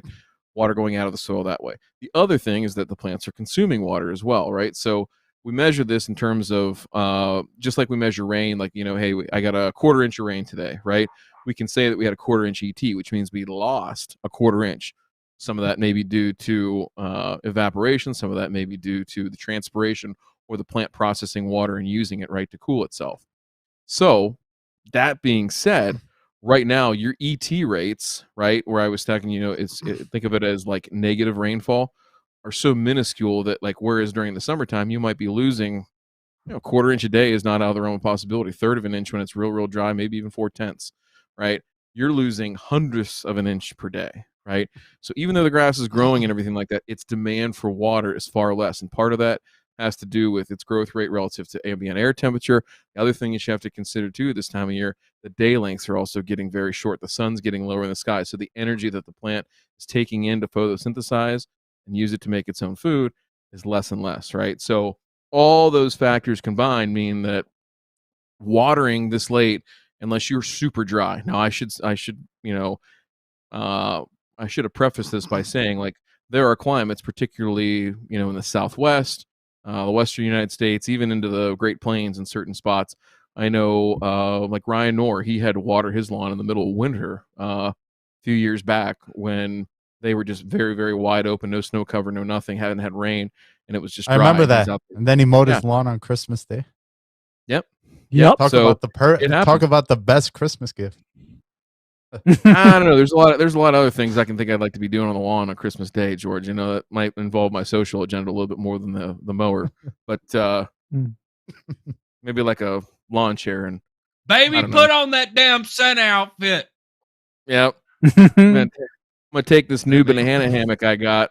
Now, here's the thing about my banana hammock, Matt and Ray. Coach You got to know Zach is that no, it's it ain't gonna come in one of those nice little gift boxes. It can fit in the stocking. It'll be fine. We'll be able to fit it in the stocking. That's okay. Can we look at the growth rate real quick? And this is absolutely. So here we are. I plugged this into a spreadsheet, and so as we can see in November, and to put a hard number on that, you're at a 2 on your growth potential, right? So and we can 2% of what your maximum growth could be out of your grass right now. So you have to think about in terms of water utilization that's occurring with this kind of growth rate. It's slim to none, right? So if you're getting 2.5 inches of rain and you're not seeing just a significant complete and total wilt out, then yeah, you really don't have a whole lot to worry about. Now, so you didn't get any rain for the month of October, you didn't get any rain for the month of November. It's completely wilted out to the point where it's looking like it's going to go dormant. Hitting it with a little water to keep the crown wet is going to work in your favor, right? But based off what I'm seeing with your current averages right now, and this is taking into account your current November weather averages as well, which I don't have a complete total record, so it may look a little different by the end of the year if you stay on a warming trend or something. But you're only at 2% growth right now, so your water utilization is low, your nutrient utilization is low, so just not a lot to worry about in that vein. Okay, so time to go on vacation. Oh, go ahead. Time to kick back and relax, man. Well, yeah, for sure. Pretty much. It's water management is easily the most overthought and least understood principles when it comes to the stuff that I don't want to speak for Matt and Ray, that I see on lawn care YouTube for sure. I think again, people just overthink it and try to get way too precise about. I shouldn't say way too precise, because there is an element of precision that you need to have to do it well and do it correctly, but just incorrect assumptions. Misdirected misinformation. Yes, that's a better way of putting it. Misdirected effort. And on the flip side of that, like, that creates a whole host of problems. And I think that's one for you where you do have the challenge of the sun and the shade right there in the front yard on your showpiece, and the irrigation strategies are going to be vastly different between those two areas. The tree root issue notwithstanding, right? You've got, for me, it's going to be hard. It would be hard for me to have a lawn like that and not just be out there watering with a hose and a nozzle. Like, I don't think I could trust, sprinklers, and that's just me being a nut job about it. But I would want to. No, you're absolutely right. I'm out there watering with the hose all the time. My wife is always asking me, like, why are you standing out there for like 40 minutes with the water hose watering by hand? It's the way it goes, Yeah. That's just life. Yeah, that's just life. If you want, grass to have a certain quality and appearance, and especially with a smaller area, I can speak to the merits of having that degree of control, watering the dry spots that need it, yet at the same time, backing away and watering less on the areas that are impacted by shading or lack of airflow, etc., etc. I can speak to that. Ryan asked me what direction my house faces. It faces west. Wow. So no morning sun. Mm-hmm. Mm-hmm. Yeah, no morning sun. You don't only get the evening good sun. Only the evening blazing sun. Yeah. So again, another challenge there of, I'm sure in the morning that doesn't come up over. So the other thing I'd be thinking about just from a disease management strategy would be getting that dew off there as quickly as possible, and trying to dry that out. Backpack blower, dew whip. You can light up the sprinklers real quick for a minute, just to knock that stuff off. Because I'm going to tell you one thing that I've heard people say that grinds my gears. Are you guys ready for this? Matt Martin, Ray Ito, this one gives me the red ass. Oh, I applied that fertilizer yesterday, but you know what? There was a heavy dew, so it got watered in. That when somebody says that statement right there. Oh, man. I want to my God. book in half and beat him to death with it. A Terraphone book in half. Oh my God! I have such bad balding. It's because of the people that called me lawn boy and told me they've had enough dew to water in the application. That's exactly what led to this right here. Hey, don't feel bad, Matt. I'm losing mine too, as you hear. Yeah. It only Shit's gets looking worse. a little thin. Have you another kid? I promise you'll just rip out fucking handfuls of it and hate yourself. Well, okay. Hey, shout out As to far as Brian the- for the super chat. What are you doing, Yeah, as Brian? far as the as far as the do goes, do is like, correct me if I'm wrong, Ryan. Do Yeah. is like one of the contributing factors to this disease known as dollar spot. Yeah, because it's rich in sugars and plant exudates that the pathogen loves to eat. I mean, it is like, you know, that Ray. Now I don't know. Do they have Texas Roadhouse out there, or is it just straight up Hawaii Roadhouse? Do they change it and put a little different spin on things out there? A Texas Roadhouse here. There is no Roadhouse here at all. That's None. so depressing. That's so depressing. Texas That's so is smarter depressing. than that. You guys got at least None. Outback, man? We Yeah, have Outback. Outbacks, Outback is- but Good. I Outback love to me a me, bloomin' better. onion, man. I don't know about you guys. no, Outback is disappointing because by the way, as an aside, when I was staying in Knoxville last month, Mhm. my Hilton was like right next door to a Waffle House. So I thought I died and went to heaven. I And saw I've Ray never eat had- Waffle House for the first time. I've never Changed had his any life. Southern style chicken and waffles. No, because You're missing out. I hear because you. I like chicken the and truth- dumplings, man. no, the truth is, George, is that Matt says I'm Southern because Red as hell. Hawaii is as far south as you can get, and unfortunately, I haven't embraced being tropical.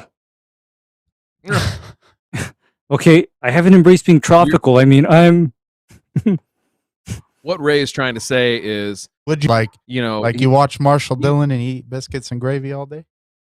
yeah, he's gonna let Yeah, he he's gonna does. let Tom Selleck wear the Hawaiian shirts for him. Fuck that guy, right, Ray? yeah, exactly. Exactly. I mean, I don't own any Hawaiian shirts. Can you imagine that? I don't own a Hawaiian shirt. Hey, Don't worry, man. I'm not gonna fault you for that one. he literally is the only human being on Earth that has, other than like the third guy from the left on the evolution chart, that has thicker chest hair than Matt Martin. I'm pretty sure. Hey, let me Tommy ask Selleck. you, Ray, how much is a gallon of milk in Hawaii right now? Gallon of milk is approximately $8 or $9 a gallon, Jesus. Oh my god. Dude, that's and so much, man.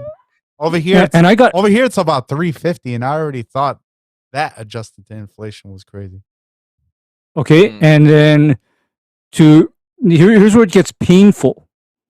A 1 pound ribeye steak goes for about $20 here right now. That sounds about. Hey, that's fair. I'd say it's Well, probably that's about where about I'm at. $18 here. That's fair. All right, But- so let's talk. Oh, go ahead. Go ahead. Sorry. But what? What's the but? But What? to add to that What in the butt? fun, Yeah. yeah, I didn't to add wanna to that say it, fun, a pound of bacon is over $10. Oh shit! Seriously. Ray, Pound- I picture you in a previous life like Burgess Meredith and Grumpy Old Men. That you throw a carton of Marlboro Reds and a pound of bacon in the cart at the grocery store and tell yourself, And "I'm leave done." immediately. Yep, that's it. Yeah. okay. Yep. So, let's talk about the tubes here, because that's kind of been an influential part of your journey and everything like that.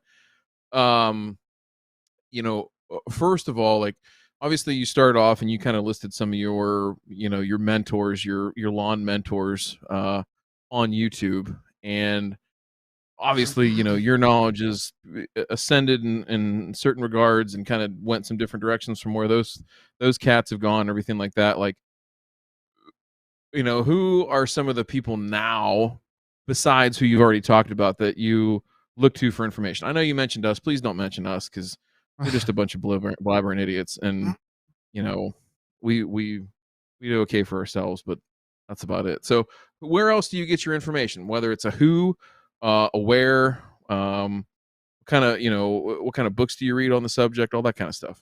Well, honestly, when it comes to getting like hardcore deep information, really, I just go to the lawn forum. I go on Google, I type what I'm looking for, and then I write lawn forum afterwards, and then I just read those posts. If I'm Okay. looking for entertainment, which is what I watch YouTube for now these days, s- some of the creators I really like watching are You Could Do It Lawn Care. I'm a big fan of BW. E-Dub. You guys know who he is or not? Yeah. Oh, yeah. Yeah. I really like his long content. I don't know. I watch a lot of. Yeah. Huh? Let me ask you this: is there any B-Dub is the straight up he has to take the place as the sweetest guy on YouTube. I don't He's one of my think favorites. that guy. He probably. I I swear to God, he Mosquito. probably he reads storybooks on tape. Like there's no other Yeah. way that guy has that voice, Yeah. right? Yeah. He's like the Morgan Freeman of lawn care. It's one way. Of putting it. One way of I putting mean, it. All right. yeah. I watch a gonna- lot we're of Silver gonna take Symbol. this He area of Mazama. he's I really love. I actually like his content a lot. I really want to install one of those wells that he did because that was like the coolest thing I've ever seen. Mm-hmm. I don't know if you guys saw that video where he installed a well in his house. I missed that one. The DIY no. well where he was just pounding the pole into the ground. Anyways, Oh my gosh. yeah, I watch Connor, watch a lot of Connor, watch a lot of Ryan North still. Who else? Trying to think. Lawn Life. I like watching Lawn Life. So when it comes to YouTube lawn care, I just kind of watch it for entertainment these days. But I still learn a lot of things along the way. So some of the questions I have, those are all pretty good creators. I mean, I think we've seen most of those, pretty much all of those folks at one point or another, just in research and some of the stuff that we do in creating content and everything like that, and looking around and seeing what's going on. So I guess my next question is this: is like the community has sort of evolved into this place where I this is my view of it, right? This is just my personal view, and if you have a different one, I'm anxious to hear it. But you've got folks that are just documenting their journey. They don't really give a shit. They just want to show, hey, this is what I do. Like Mr. Ferguson last week. Great example of an awesome dude that's just, hey, I'm trying to get a little bit better every day. I'm going to make mistakes. I don't care. I'm just out here to show you what I do and Yard document Envy. along the way. Yard Envy, another great one. And we've had both those guys on the show. Then you've got folks that know-it-alls. I think there's, well, I'm not going to say the know-it-alls. I think there are folks out there that have an advanced level of knowledge and are trying their best to share it and doing it in a way that is genuine and trying to put the absolute best information that they can out there, right? They're not perfect. We're not perfect, but they're trying, right? And then there's folks that I think are, blatantly they're using it as an infomercial, which again, I'm not going to fault anybody for making a living, right? But, being disingenuous about it and that kind of thing, that's what irks us sometimes, right? And certainly we all feel that way. So We were talking about it on curious, Twitch beforehand. yeah, little do you bit. Yeah, see, actually, do you see it? Do you see the breakdown actually- like that, or is there another category, or what? Yeah, actually, Ryan, me, Matt, and Ray were talking about this before the live stream. I'm actually glad I'm you sorry mentioned about this that. because no, I think it's something that needs to be addressed. To be frank with you, Absolutely. I feel Yeah. like YouTube, like you were saying, it's become an infomercial. If you take a look at the Mhm. videos on YouTube these days, most of them in lawn care are product centric. Somebody's trying to push a product. But here's the thing. You don't need to be, if you're a newer creator, you don't have to have such a hardcore brand loyalty to Toro, Barenbrug, whoever it is, and make these videos to get views because you'll get more views and you'll help more people if you focus on the problems that people are having in their lawn because people come to YouTube for answers. They don't come to YouTube to be sold. And I feel like there's a lot of product pumping going on in YouTube, and you're absolutely right, man. I agree with you 100%. No, I wouldn't even Yeah, say and- it's necessarily by brand lines. Like, what I was talking about on Twitch beforehand was selling the SKUs you have available regardless of whether or not it's a band-aid or a true Situation. solution. Yeah. And I bust Silver Symbol's balls quite a bit, and not because I know he's you do. Silver Symbol with his accent, but I love I love his content, man. I'm not gonna lie. I'm jealous of his I'm jealous of everything he does, to be honest. But in the same vein is he's a genius content what creator. I have to do in my professional life is deal with the bleed over of, for instance, the best weed killer, the ultimate weed killer. You don't need to apply any other weed killer than tenacity, tenacity, tenacity, tenacity, tenacity. You're not saying it right. And well, I mean, you know, he dominates the SEO space of it, and kudos to him. That's great. That's an entirely different set of skill sets that a lot of people don't have, and he figured it out, and he cracked the code, and he waylays it, and I'm sure he makes an absolute fortune with it. But in retrospect, what ends up happening is that is a tool in the toolbox that at one time had a certain level of efficacy, and then through overuse and misapplication, it begins to lose efficacy, and it takes on a much accelerated rate of loss of efficacy. And then when it's something at one point where you would like to go to, but it ain't working no more, because it's been berated and everybody said that it's the best, and it gets sprayed and it gets sprayed and it gets sprayed, or it gets sprayed, or it gets used in the wrong scenario, or the caveats that don't exist of works good in this situation at this stage of plant development, but doesn't work well in that one. And I understand, is that anybody's responsibility to integrate that in their YouTube video? No, it's not. But at the same time, this is how I make my living. This is how Ryan makes his living, and how Ray makes his, and lots of other people in the community make their living. A lot of silent people, especially like on some of the people that watch us, are very, very quiet. You don't know who they are. You don't even know they're in the background. It's funny. We met a lot of them at the GIE. You know that I have no idea they're a subscriber. I've never seen them comment on anything, and then all of a sudden I'm shaking hands and drinking beer and scotch with them, right, and having a good time. And and you know, and you hear about the journey they go through, that when they're interacting with their clients, and even sometimes you'll run into a situation where a client asks you to use a certain weed killer because they saw it on the internet, and you know damn well it's not the right thing, and then you get let go because you won't use it.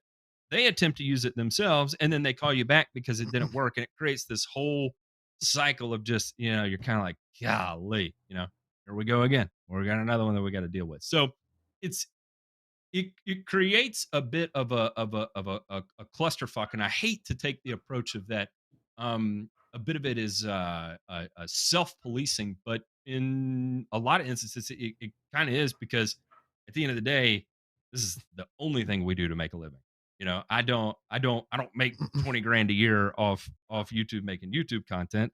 I just get up here and run my yapper, and I have my two buddies come on because they have completely unique perspectives to managing turf that I do, other than the fact that we take kind of an agronomic first approach to the way we manage turf, right? And so when that whole thing gets cloudy and begins to interrupt the day job, right, that's when it gets weird. And you know what, Matt? I think you brought up a great point with, you know, kind of spreading misinformation. I thought that was me. Anyways, but like you were saying, I don't want to use the word misinformation. I think that's strong. I think misinformation. But to be honest with you, it kind of is, because when you make a video that tenacity is the ultimate weed killer and it reaches 6 million people, that's kind of misinformation, because we all know just spraying down tenacity alone will hardly do shit to your weeds unless you add it as a kicker or something else, you know. Or at least that's been my experience, you know. Yeah, and so, that, you know, I appreciated you doing the what was it? You ran Speed Zone with your tenacity, and I like that because of the diversification of AIs that you got there, and in terms of a broadleaf weed control, that's very effective. That makes sense to me. That's the kind of tank mix that will go a lot further and make all of our lives a lot easier, rather than, oh, you got wild violet, spray tenacity. You got crabgrass, spray tenacity. You got Bermuda grass, spray tenacity. You got bent grass, spray tenacity.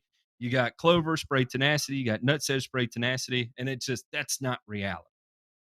And and it's and the problem is that, you know, you'll see somebody that sees this video that reaches 6 million people, right? And they're like, oh, well, I can do a video on tenacity too.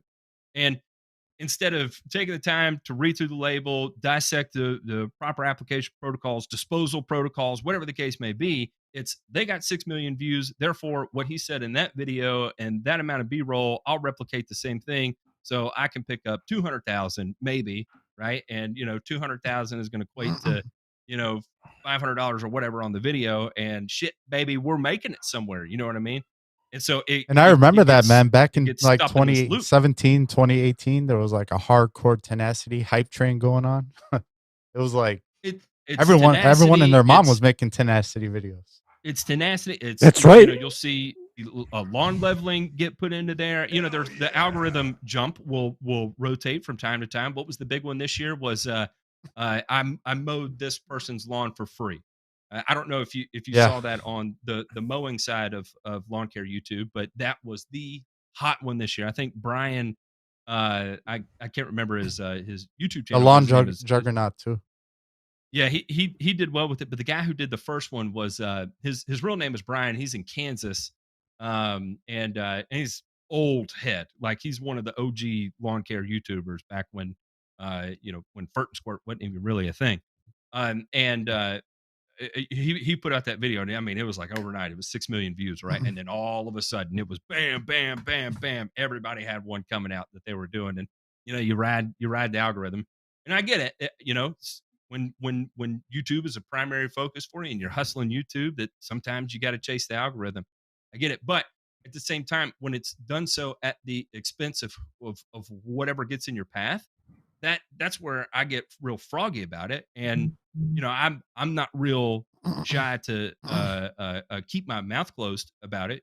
I mean, George, you and I have had phone conversations on the phone before, and you were like, hey, if I set up some sort of conversations like this, what was the first thing I said out of my mouth? Was, I can't guarantee I'll be nice. I'm not going to sugarcoat anything. I'm not going to be quiet about it, because. And Matt, also, anytime I I make like a YouTube video and there's something that I'm questioning that I'm about to deliver to my audience, I always come to you and I ask you, what do you think about that? I don't know if you remember that or not. I think I remember you actually asking me about one of the videos one time like that. And and like if there's any questionable content that I'm going to release, I try to reach out to you, and ask you, what do you think about that? I don't expect that, and that's not what I'm saying. No, but I just want to make sure that I'm delivering good content. And I'm not a good judge of content. I'll tell you that right now. Because the shit I watch on YouTube is like AVE and welding tips and trips, and who's the hobo train rider? The guy who told me have you hobo train rider? He's the shit. Actually, and mine is, to add to that, is This Old Tony. Hang on. I don't know that guy. This Old Tony. Hey, so Ryan, I know that we were talking about YouTube and everything like that. So I have a question for you. I remember back in the day when I was in your guys' Discord, I was asking you if you were going to start a YouTube channel. And I know since then you started a TikTok, right? I was forced to. Yes. Yeah. And so I mean, you've been in content creation now for like what, a year, I'd say, something like that. I just get on here and talk. I don't look at it like content creation. I mean, honest to God, no bullshit. I love, like what Matt said. I love that we have this. It's not a safe space at all. I mean, it's about as unwelcome hardly as it gets, but it's a forum. It's a forum. It's a fraternity. It really is, and like I love these guys. I love talking to them. I love that people are like, I've had people ask me, man, you're putting whatever, however many hours a week in this, and I don't look at that. I look at this as like, hey, we're just chatting, and it just so happens that there's people watching, and I don't really care, and I think that reflects in our content because we we'll push boundaries. We don't really push boundaries in the way of like we're not afraid to say anything about anybody, and I don't mean that to be like crass or rude or anything like that. Number one, hey, you guys like the boss balls, man. I get it. Well, I'm from Chicago, man. That's how we roll too. People sometimes need their balls busted, and we see a lot of that where it's like, again, there's the personal side of this where it's like, oh man, like come on, you can do better than that. And then there's the professional side, like Matt's alluded to, where it's like you're now affecting what I do in a negative way, and that doesn't make me happy, right? So I think there's that piece of it, and then I'm curious though, because I think there is at least I'm told, I have multiple people that send us messages or send me messages each week that, say that we're unliked, or we've ruffled feathers and this, that, and the other thing, or all that kind of stuff. I mean, I'm not asking you if that's true, but it's more of, why is there so much sensitivity, do you think, in the community, right? Is it just, I get that people are putting themselves out there. It's all money, dude. It's everything. How so? All divides, man, are about money. That's honestly what it is. Well, what I can tell you is this, man. You guys have some friends, that might write some comments that be a little mean-spirited on my page or whatever. But honestly, you better stop. I'm just kidding. Huh? I'm just kidding. I'm yeah, and for no that's reason, totally and cool, I man. do that. Honestly, it doesn't bother me, dude. If people talk smack, whatever, dude, I talk smack myself, so it doesn't bother me. Otherwise, I wouldn't come on this podcast, dude. You know what I mean? No, we get it. We appreciate the courage it takes for people to get up here, whether it's, somebody like Yard Envy who has no earthly experience and is, deathly afraid of coming on here. I mean, even Mr. Ferguson last week was like, man, I don't know if I was going to come on there and get roasted or what. And we would just want to have an honest conversation with people. Now, I know I wouldn't get roasted, man, because you guys are professionals. I mean, you guys are running a live stream and this and that and blah, blah, blah. We're not running. We're just sitting here talking. Strong word. J Pink is the professional. Yeah. We sit down in front of cameras and talk. J Pink runs this whole thing. He is our team mom. He is our lawyer, and he's the one who has $1,000 in cash rolled up in his sock so he can bail us out of fucking jail. Yeah, That's dude. When he was talking to me about coming That's onto the podcast, he assured me, he's like, it's gonna be professional. So I'm happy you guys are courteous, and everyone for the most part in the chat is courteous as well. Yeah, we'll keep it professional. Yeah. We'll keep it professional. So in this, go ahead, Matt. I'm sorry. And again, kudos to you for coming on, because legit, there's people get fired from deals for coming on the show, and that's, I've heard about that. It takes a lot of courage and a lot of wherewithal, and so thanks for wanting to take that risk and talk about uncomfortable topics such as this, right? Because I'll be God honest with you, Matt. I'm a neutron, man. Like, even back in high school, I was cool with everybody, man. Like, I was cool with the goths, the ravers, the wanksters. I was cool with everyone, man. You know what I'm saying? Wanksters. Was I a wankster and didn't know it? I went to a private school. We just didn't have that many clicks. I went to private school as well. But long story short, I got along with. I got along you were with the benders. It was 4 years. I was really good at basketball, and I was really good at drinking beer. And believe it or not, at the time, I smoked a lot of cigarettes. It was a weird thing, but I'm a weird guy. I'm seeing you I'm seeing you ashing out your cigarette at the scorer's table, getting ready to check in and pulling your tearaways off. And we got a Diet Coke before I go in there. Fuck. Yeah. Halftime, I'm shotgunning a Natty Light, high-fiving the stepdad that brought it for me. That's in the midst of some nasty ass divorce, and so he carries Natty Light in his cooler with him everywhere he goes. You know the guy. Hey, we've all been there. Okay, so go ahead. No, go ahead. Oh no, I was going to say I appreciate you guys inviting me on, because I haven't done this live stream podcast thing in it's been a hot minute, man. Since last year, I had my little podcast series. I decided not to do it this year because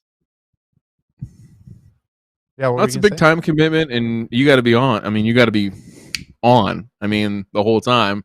So I get it. It's not like, taking 6 takes to make the cut you want and then, editing that into a video and putting it out. It's, you either nail it or you fuck it up, and that's really, there's no in between.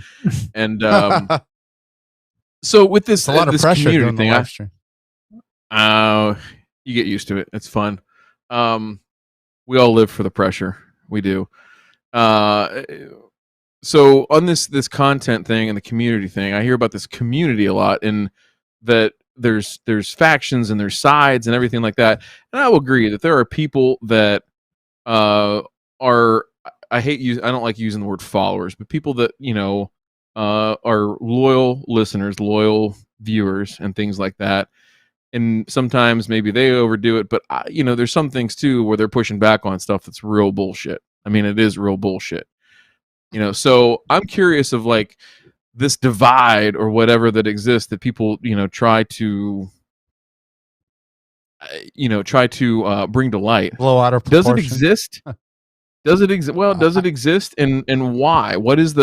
Why are people so triggered, offended, and feel like they're getting put into a corner when, again, they're getting, maybe they're getting called out, maybe they're getting, reading some feedback that they don't like. What is it that puts people back on their heels or causes them to dig their heels in outside of money? Honestly, I couldn't answer that question for you because personally, I never felt like that. Okay. Well, I mean, and I'm not trying to pull out dirty laundry. I'm just curious, like that whole Noor situation. Hey, I can put my friendship with him aside for a second and ask these questions, and I'm genuinely curious. Like that whole episode, right, really kind of felt like from everything I'm reading those stuff, and I'm like, man, there's some heated shit going on here. And where does that come from? I mean, is it people like the us versus them thing, or how do you view that situation, talking externally and thinking about it after it, it's water under the bridge now? Hell yeah. Well, I mean, I was objective as possible in that video. And to be honest with you, I don't know why people would think it's us versus them, because I watch your guys' content and I watch their content. Sure. I mean, yeah, I love the lawn care nut, and I also love watching Matt's live stream to learn more things. So I don't know why they thought that, it was just an objective review. The rake wasn't good, and that was it. Okay. Yeah. I mean, so, all the stuff that takes place downstream of these things, because it's usually not even like, and this is just my view from the cheap seats, right, is that all these situations, the rake video is a good microcosm of it, but certainly there's other things that take place throughout the year and over the course of, lawn care YouTube history, where it's not even like the first, like in football or basketball, to use Matt's term. Matt, how often is it the second guy that gets the tee, right? It ain't the first guy that goes out there and says something, does something. It's always the second guy. And it seems like the video wasn't so much an issue. It devolved, further downstream and got real nasty. And I didn't understand why. What do you make of that? And again, just giving you a platform here to, again, after you've processed it and it's water under the bridge at this point, just putting it out there, the opportunity. Can you rephrase that question again?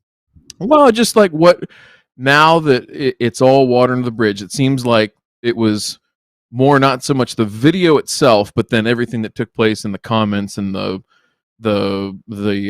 discussions back and forth, right? That's where it got real nasty. It wasn't, the video was the video, but beyond that is where it got kind of shitty. It seemed like. Honestly, I don't want to, like you said, I don't want to bring up dirty laundry, because honestly, the past is the past. I still watch Ryan Noor. I have nothing against the guy. I didn't like his rake. There was a few things, that happened with conversations, but that's behind me now. So, hey, by the way, I want to give a shout out to Dominic. He said you're doing a great job. I appreciate that, Dominic. Much appreciated. Dominic, you're doing a great job telling people they're doing a great job. I appreciate you, sir. Yeah. So, okay. Moving forward, where is your content headed? It seems like, and I say this because you do seem hungry and eager to learn, right? Like, you still got a lot to learn. And, the path forward for you is what? Like, where are we going to see Princess Cut Lawns take his channel in 12 months, 3 years, whatever? Like, what are the goals that you have? Both, and here's what I want to say too is, qualitatively, what do you want to show?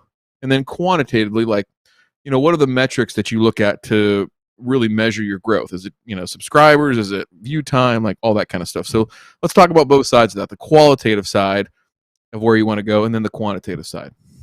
And this is where I can learn, because I don't understand any of this shit. None of it. I just take myself talking about turf. And I burn sheds down. Kind of. I do set sheds small small arson, not big arson, like misdemeanor arson, not getting felonies. I'll take on a large one. I mean, ending somebody's careers, that's pretty damn big arson.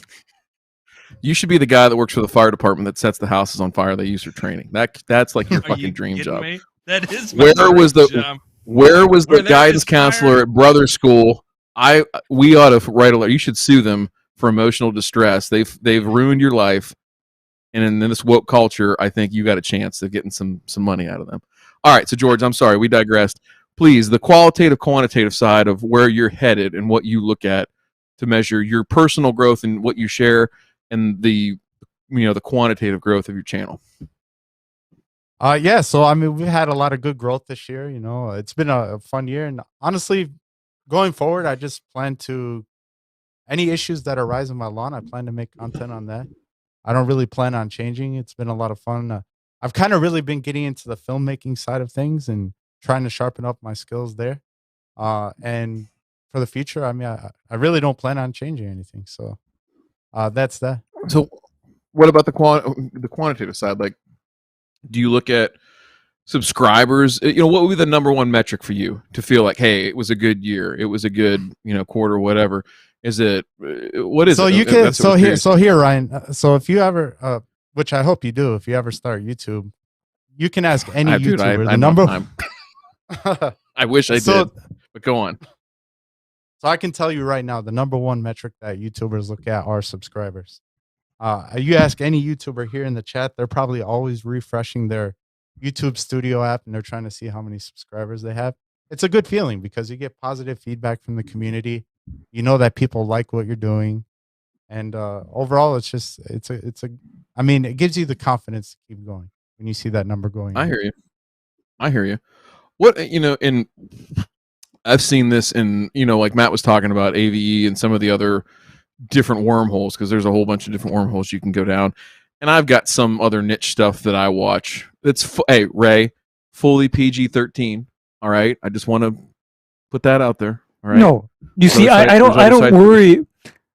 I don't worry because after all, YouTube is mostly family friendly, except for some of the gore and violence. So I don't worry.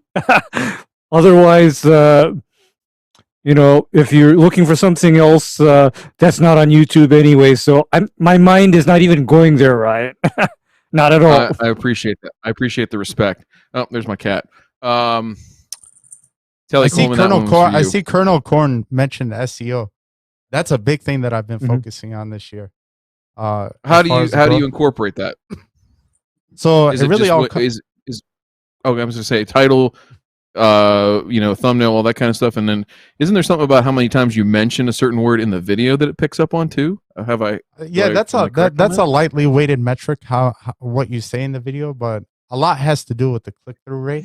So like Silver Symbol, for example, for him, the way that he's getting millions and millions of subscribers, if you take a look at his thumbnails, they're so saturated and the pictures are so compressed, and that it kind of hypnotizes you to want to click on it. Like if you see his thumbnails, they're so simple yet they're so beautiful, and they draw you to it. So he's I gotta look it up. Yeah. So he's really mastered the art of the thumbnail. Okay. So that's something I've really been focusing on. When I say focusing on, I mean spending at least 2 to 3 days just on the title and thumbnail alone. Wow. Yeah. So in the subscriber thing, there was like this controversy in this one avenue of YouTube that I go down that's nothing close to being lawn care related, but about. Let me guess, you're going to say buying subscribers. Well, buying subscribers, people buying, they were first leveraging Twitter and social media and buying followers, and they proved it, and then it went down to they were buying subscribers too. Is that a thing in lawn care YouTube, do you think? Because there's some channels that have had like exponential growth, right? And yeah. I mean, my channel has exploded this year in relative to the DIY community, and I say that in the most modest way possible. And a couple of your friends have actually accused me of buying subscribers, but I can assure you that's not the case. I'll show you personally my analytics after the show, man, live if you want. Oh, I believe you. Yeah, there's. I mean, hey, it's a pretty weak move if you got to do that. I think I think it's hilarious gotta put that your someone content. would even accuse me of that. Honestly, but I take it So- as a compliment. Honestly, if So- you're doing and so tell me well that, I that, mean- somebody blames that on you, then You buy it, that I just love makes you. you feel that much better. You know. I do all the Tor onion sites. I buy all mine on the dark web. Yeah. So, But listen, if tell you me want to be this. a successful YouTuber, it's all about the thumbnail, dude. It's 99% of it is the thumbnail. You have to have a clickable thumbnail. And honestly, I attribute Interesting. 90% of my YouTube success to the titles and thumbnails. Well, that's what I was gonna say is like, what were the videos like? If you had to pick out 2 or 3, maybe folks can go back and watch or whatever. Is like, what drove that growth? You know, earlier this year, what were the topics, the things that were covered? Like, what were the elements of the thumbnail? I'm just curious of like what was like the magic potion, right? That blew So this a few things that worked for me were making silly faces, which my wife looks at those thumbnails and it just makes fun of me all the time for them. But it kind of worked, man. I mean, shit, It's for the brand, baby. Yeah, exactly. I mean, and I kind of established myself early on in my YouTube career that, you know, I'm a chill YouTuber. I don't have a super professional channel. I'm not a super professional guy.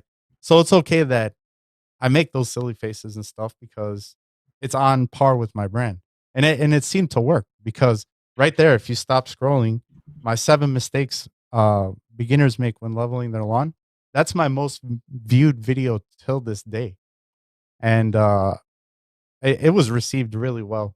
And another, aside from the thumbnail on that video, a reason that I think it did really, really well is because I mentioned a lot of things that aren't mentioned a lot when it comes to leveling your lawn. And if they are mentioned, then they're kind of deeply hidden in a 15-minute lawn leveling video. I kind of mentioned some like good content. Yeah, I think you know the weird thing. Again, Hell you know, yeah. it's not. I have attempted to put time into thumbnails. I get real bored after about 15 minutes. I have attempted to do like the tags and that shit. I get real bored after 15 minutes, and because here's the reality of the situation is that when I feel like it's my responsibility that if I'm going to put a piece of content out there, that I would rather research the content for 3 weeks and understand everything there is to possibly understand about that piece of content, and then the rest of it is just fucking noise, really, because Yeah. it's just not from my perspective, and I'm not saying this is the right thing, and this is why I don't grow at the rate that other people do. You know, I've been doing this for 5 years, and you see where I'm at. It doesn't grow fast at all. It's very, very stagnant. And the But you reason have a why loyal you following, though. you talk about content though, and interesting content. My content's not fucking interesting. You know, it's you have to want to understand something, right? Because again, you know, doing it for a living, it's imperative that if I'm actually going to help someone, I'm not helping them by scratching the surface from my standpoint, right? And you know, it's everybody is out there to do it for all different types of motivations and stuff. For me personally, is to help the other lawn care guys that are doing this because you know I've been down the road. I've done you know lawn care being self-employed. I've done corporate lawn care, all that other stuff. So it's it's a I don't to be I do not enjoy YouTube. I'll kind of leave it a little bit like that. Um Hey, but real quick, Matt, just to break your thought, I really did enjoy those like really fast-paced entertainment videos that you did like a few months back. You remember that? I hated it. Yeah. Dude, I like you know, that, I'm man. sitting on 3 Dude, more those that I have those to videos edit were because I hate bangers, 'em. man. I hate I them. enjoyed them. I don't. I And enjoyed 'em. I don't because know. it doesn't feel like me, right? And Yeah, you know, it's yeah, funny even when we're filming it, you know, I'm cutting up jokes through the whole thing just to break up the monotony of it because it's not the kind of shit I like to do, right? I you know, me personally, the way I am, I want to understand how something works and I want to beat it to death to the most minute detail, right? So Um, anyway, it's interesting to hear it from the other standpoint of providing entertainment, structure it to the point of growth and trying to figure out how to capitalize on growth, because it's just not something that is it's so outside of my wheelhouse that it's interesting to hear. And I'll be God honest with you, Matt. I'm not a pro like you guys. I don't have a degree in lawn care. My channel is focused on, teaching people like, the basics of lawn care, but also providing entertainment too. I would like to think that I'm an entertaining guy. Hopefully.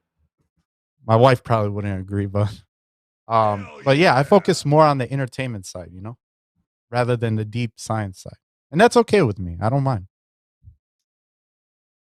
Yeah, I mean, I think kind of stated our piece about what gets in someone like my gears over like people ask me all the time, you used to be, and I'll be very transparent about this, oh, you used to recommend Greene County fertilizer products. Why don't you do that anymore? Is it, jealousy? What is it? Is it a money thing? And, the reality of the situation is in, I've had this conversation publicly at least, and I don't mind doing it right now, is, um, at the time, it did not seem real. YouTube wasn't really real. It was super small. Very very few creators. Nobody really watched it outside of a small group of people. You know, it's maybe 1,000 subscribers at the time, and so it wasn't real life. It was more of an experiment than anything. And instead of me taking the time to hammer in and reach certain and research something to the degree that I do now, it's easier to be like, hey, I'm going to structure a piece of content this way and let's see what happens with it, right? And what I learned really quickly was that like people would believe what you say. And that's when I was like, oh, wait. And it got so feverish towards it that all of a sudden I would do a piece of content that wasn't about Greene County fertilizer, and I would get mail from people telling me that, you fucking idiot, you don't know what you're doing. If you just would apply dethatch and aerate, it would fix that person's lawn that you fucked up. I'm like, who are you? Who?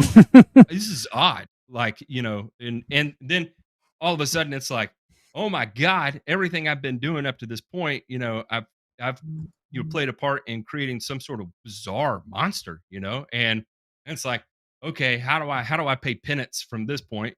Bless me, Father, I have sinned. It's been, 2 years since my last confession. Let's go ahead and confess here and try and flip this back to a point of the shit that actually matters, which is the fundamentals of growing grass, the fundamentals of agronomy, the fundamentals of cultural practices, and then from there build onto it. And the problem is that now we get so much pushback on the fundamentals of agronomy, and we're kind of stuck there, and it's difficult to leave that content space because anytime it's a constant war, right? Like just talking about the most basic aspects of growing grass has created a war divide by saying things like, don't start there, start here, work your way up to that. Hell yeah. And to That be has honest with become you, Matt, extremely I feel controversial. And to be honest with you, Matt, I feel like it has a lot more to do. And I'm not saying for you, your side, that side, this side, whatever, but I feel like it has a lot more to do with how you say it and not what you're saying specifically. You know what I mean? And I'm not talking about you. I'm talking about for everybody in the lawn care community. There's Er- nice and positive ways to say things, and then there's negative ways to say things. You can give the best And advice in the world. hmm Go ahead, Ray. but I come from a generation, a time, and a place where I just tell it like it is, and I let the facts fall where they may, because you see, I don't care about somebody's feelings. I just care about getting down to the absolute fundamental truth. I mean, and And I think when you're having believe it or one-on-one if you're having a one-on-one conversation with like me or Matt, I mean, that's totally cool. But on YouTube, people are exposed to like massive amounts of people. So you kind of have to, I'm not saying you specifically, but content creators have to adapt their approach to be more diplomatic in a way, I would say. You can, Or not. or you could just not care about it at all, and you know, and just go at it from the standpoint and understanding that it's you're not going to gain a lot of attention and a lot of growth from it. You know what I mean?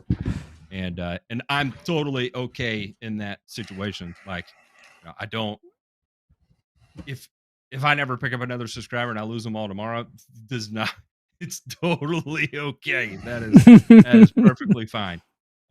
Because what's more important for me is the preservation of the industry that has given me the opportunity to provide for my family, put a roof over my head, and the community we have in the real world, which is oftentimes confused with the community we have online, which are not one and the same. And you know, so it's interesting that, like for instance, a lot of things that are talked about on YouTube now, like you know, a piece of like a whiteboard content I would make now is something that I could have that same conversation when I'm out with my peers when we're talking about shit, you know. And you know, it's like one of the criticisms I got about the Air 8 video in particular was that uh, I, well, I got banned from a lawn care group because they said that I was uh, by putting out that video and those guys using that product, I was affecting their business. But the difference is that when I'm in the real world, nobody knows what that product is. Nobody knows who I am. It's just my select niche group of people that I've run around with here in the South. No, I do a YouTube video. It's, you know, I would say 3/4 of the people that watch are homeowners, and then the rest of the quarter are lawn care guys that aren't interested in running that kind of product anyway. You know, so where they've got strong following is going to be in a lawn care homeowner community, and I've got one piece of controversial content. There are thousands of videos out there that are affirming it and negate everything I say. So, you know, really, is it doing anything? No, but I'm not producing the content for them anyway. I'm producing it for the lawn care guys that are looking to go down the liquid aeration rabbit hole and invest a significant amount of their reputation on this type of product. And then when they don't deliver on the result of that product, and I'm not saying Air 8 specifically, I'm saying any liquid aeration product. I can't even tell you how many tens of thousands of dollars I have spent on like super soil, which is the same thing as Soil 2 Max, right? I have sprayed so much of that when I was in corporate lawn care, totes and totes and totes and totes across thousands and thousands and thousands of acres, and leveraged a big, significant portion of my reputation on it. And you know what it always did? It created a significant amount of controversy where I'm refunding 30% of the applications I make because there's no visual feedback from the product. You know, maybe I get slightly better water infiltration. And it looks better for a couple weeks because you increase your infiltration rate, and then beyond that, you know, you're like, well, what do I do? Do I sell another wetting agent amp or not? You know what I mean? I sold it as a liquid aeration. In reality, it's a wetting agent. And if I would have sold it as a wetting agent, it probably would have worked out a little better in my favor for me because it would make sense why it only worked to this degree. Instead, I sold it as a liquid aeration. They know what to expect with an aeration. It's not delivering that. Therefore, it's not the same. Therefore, they wasted the money. You see what I'm saying? That's the appeal with it. And so, yeah, it might piss off the guy who hitches their wagon on you know selling their link in the description below with an Air 8 product, right? But that's not the real world. It's not. It's YouTube world. It's the metaverse, right? And unfortunately for those guys, what I think what a lot of them don't understand is that I live and operate and work in the real world. This is the metaverse. And by having people on like Ray, like Ryan, inviting people like you to come on is to expose you a little bit to our real world outside of the metaverse. And but at the same time, you know, we're not really going to coddle anybody's feelings, you know. And I think one of the taglines that I use particularly is, you know, fuck your feelings is one of the things I say regularly. I say it in presentations when I'm with other lawn care guys. That's how I kicked off. I was at Titan Stadium giving a presentation to a group of lawn care guys. I got invited by a distributor, and that was the first thing that came out of my mouth. I said, if anybody here has got any qualms, feeling a little sissy today, fuck your feelings. We're not here to be buddies. We're here to learn something.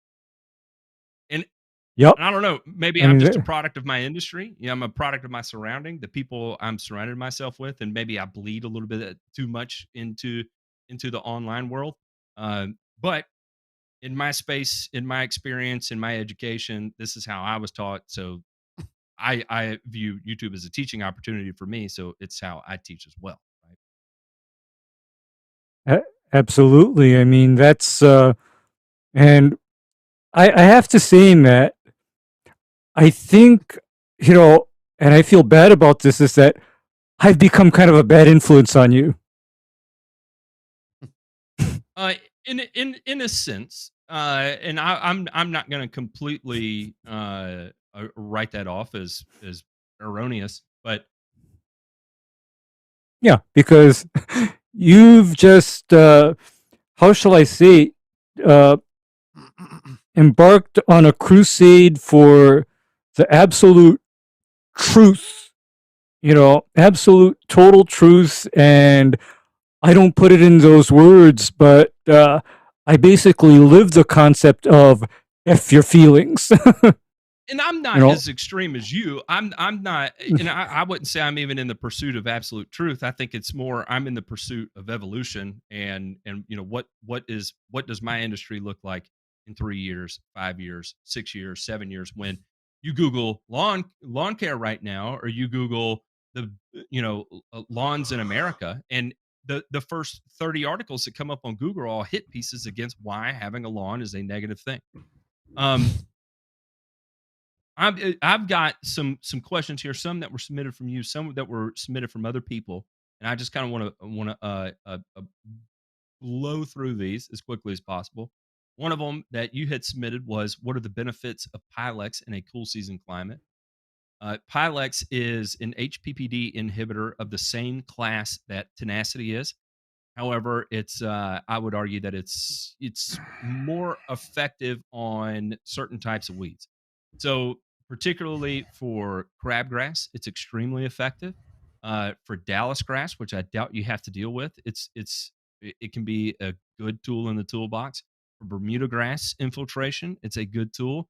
For goose grass, which I doubt you have to deal with where you are, it is arguably the best herbicide we have on the market for it. So when it comes to tough to control annual or perennial grasses, for me, it would be an absolute tool in the toolbox that I would have to have at all times. Just because of the rate of efficacy from that product. Yeah, What were you thinking about? I can speak to that because believe it or not, George, I keep both Pilex and Tenacity on hand. I mean, I actually utilize both of those because each of those are, a good tool for the right situation. And this is what I have to counsel regarding products and even agronomic practices. Everything is a good tool when it is employed for the right situation. You don't use a hammer when you need a wrench. And you don't use a wrench when you need a hammer because it doesn't quite work out well. You can kind of sort of BS it and smack something with a big enough wrench and use that as a hammer, but then it's not the best tool. And likewise, on the other hand, for certain situations, when you need that certain size wrench, pound on it all you want, you're just going to break something. It's not going to happen. It's not going to work. So, I tend to think about turf products, in those terms is you have the right tool for the job. And you use it accordingly. Were you asking me? Do it. Yeah. Are you going to buy some Pilex? Yeah, actually, I wrote that question like a week ago before I was coming on. I was having a conversation with Ryan in the last live stream, I believe. He was telling me like taking the Pilex and mixing it with Conclorac is like the ultimate cocktail for crabgrass. So I just try that. Pile driver. Season. Yeah. What's it called? Pile driver. The pile driver. It's a colloquial name that weed scientists have made up called pile driver. Yeah, yeah. Mhm. So we were talking about that. So I think I might have to try that out next season. Well, how bad is your crabgrass? How bad is your crabgrass? Well, you know, I mean, well, it was really bad because my boulevard strip was like really patchy, had hardly no grass in the beginning of the season. We'll see next Mhm. season now that it's filled in how bad it'll be. Probably not that bad. no. The reason why I ask is because I always ask, do you really need this? I mean that's my question. It's like I ask people, do you really need this? Because I have a reputation for suggesting the absolute most expensive products. Yeah. However, Hey, as Ryan said last week, if it's expensive, it's because it works. yeah. true. However, the only time I ever go there is if that is going to become the right tool for that particular job. But on the other hand, if you don't need it, you don't need it. Save your money. Gotcha. Real quick over here. Lawn Maverick in the comments, he asked me how I came up with my screen name. And sorry, my light came off back there, but I feel like this is something I should probably address because probably a lot of people are wondering why the hell is my name Princess, right? I think only Kenny Cooper wants to know why. Yeah. Yeah, Lawn Maverick asked, but pretty much what it was is when I was shopping for my wife's engagement ring, there all the jewelers were trying to sell me a princess cut diamond ring, and I had no idea what the heck that is. So when I asked the jewelers what is a princess cut diamond, they told me it is the finest cut of diamond on earth. And me being a lawn care nerd, all I could think of was a fine cut lawn. Thus, the name was born, Princess Cut Lawn Care. Gotcha. And I know it's a weird name. It's a weird name, and it comes off a little silly. And like I said, when I first started YouTube, I was just trying to answer a question. I wasn't going for this long term. You know what I mean? But the name kind of stuck, and it kind of started having a catch to it. Next thing I know, everyone's saying Princess this, Princess that. So the name stuck. That makes actually a lot of sense. Now that makes a ton of sense. I mean, mystery solved, and I'm don't think anything weird. No, anything no, weird. and of course, I'm green duck because I literally work on things like golf greens and bowling greens. That's the only reason for that name. Unfortunately, people, when they hear green, they automatically associate me with something else entirely. Oh, I bet. The marijuana doctor. Another question here is, and this I'll kind of tie this in where you were talking about overseed and pounding in this fall. Thoughts on that? So there's we were talking about that Ray earlier.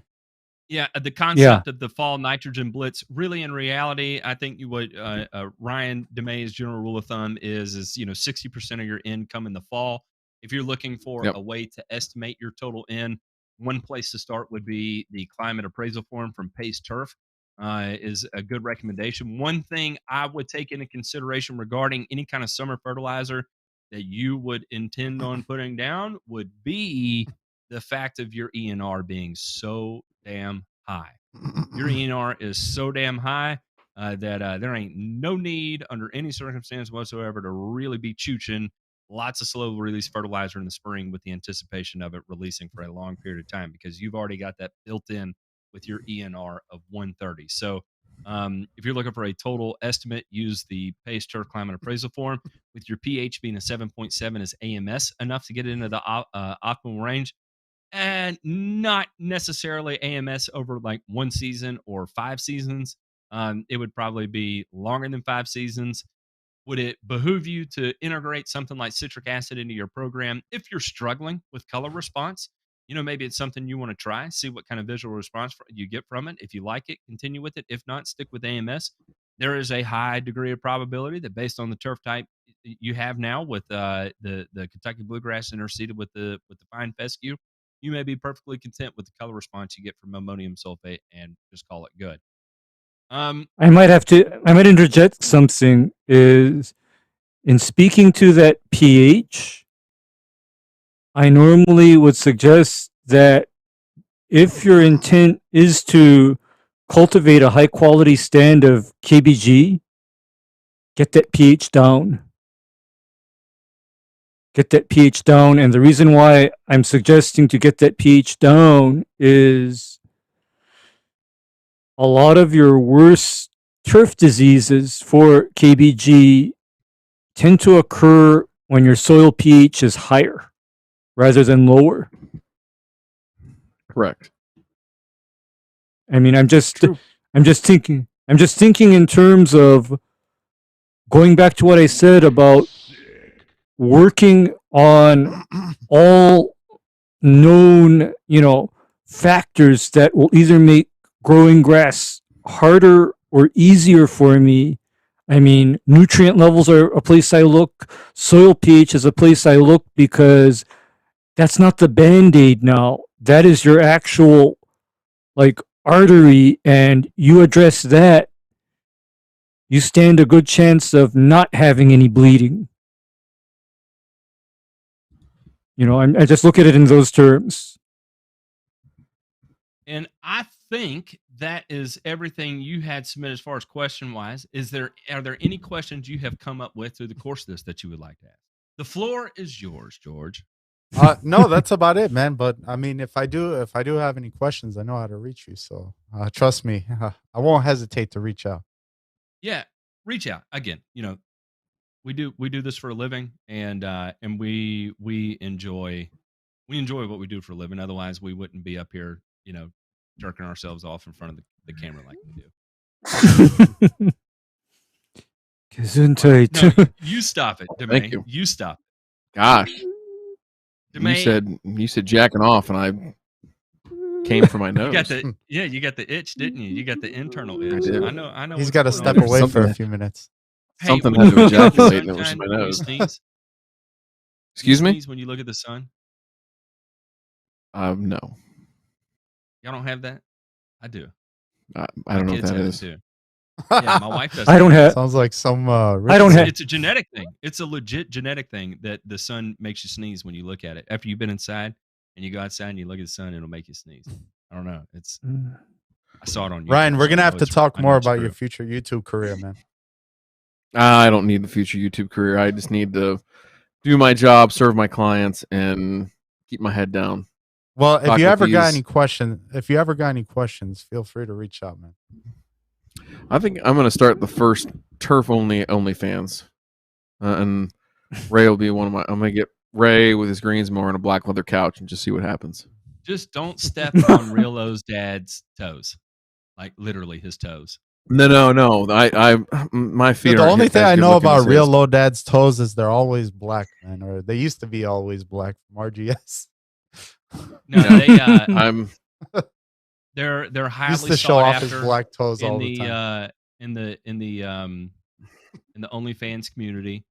They have a strong following, and there's a lot of women out there that would cut somebody's throat if you mess with Relo's dad's toes. That's all I'm gonna say. Hashtag BBT. Big beautiful toes. Hell yeah, George. Hey, it was fun. Really appreciate it. Let's talk more soon. Likewise. Dude, likewise, gentlemen. man. I had a good time with you guys. Thank you for coming on. Everybody head on over to Princess Cut Lawn Care, hit the subscribe button, hit the like button for this, and we'll get the YouTube algorithm working in our favor. Just one good time. I don't know, maybe he'll bleed over something positive to us. Otherwise, hell, I don't know. People may come over here and be like, oh, I don't know about all that. George, thank you. Demay, thank you. Ray, thank you. J Pink, of course, you're the best. We'll catch y'all on the flip side. Drop two, drop two, drop two, drop.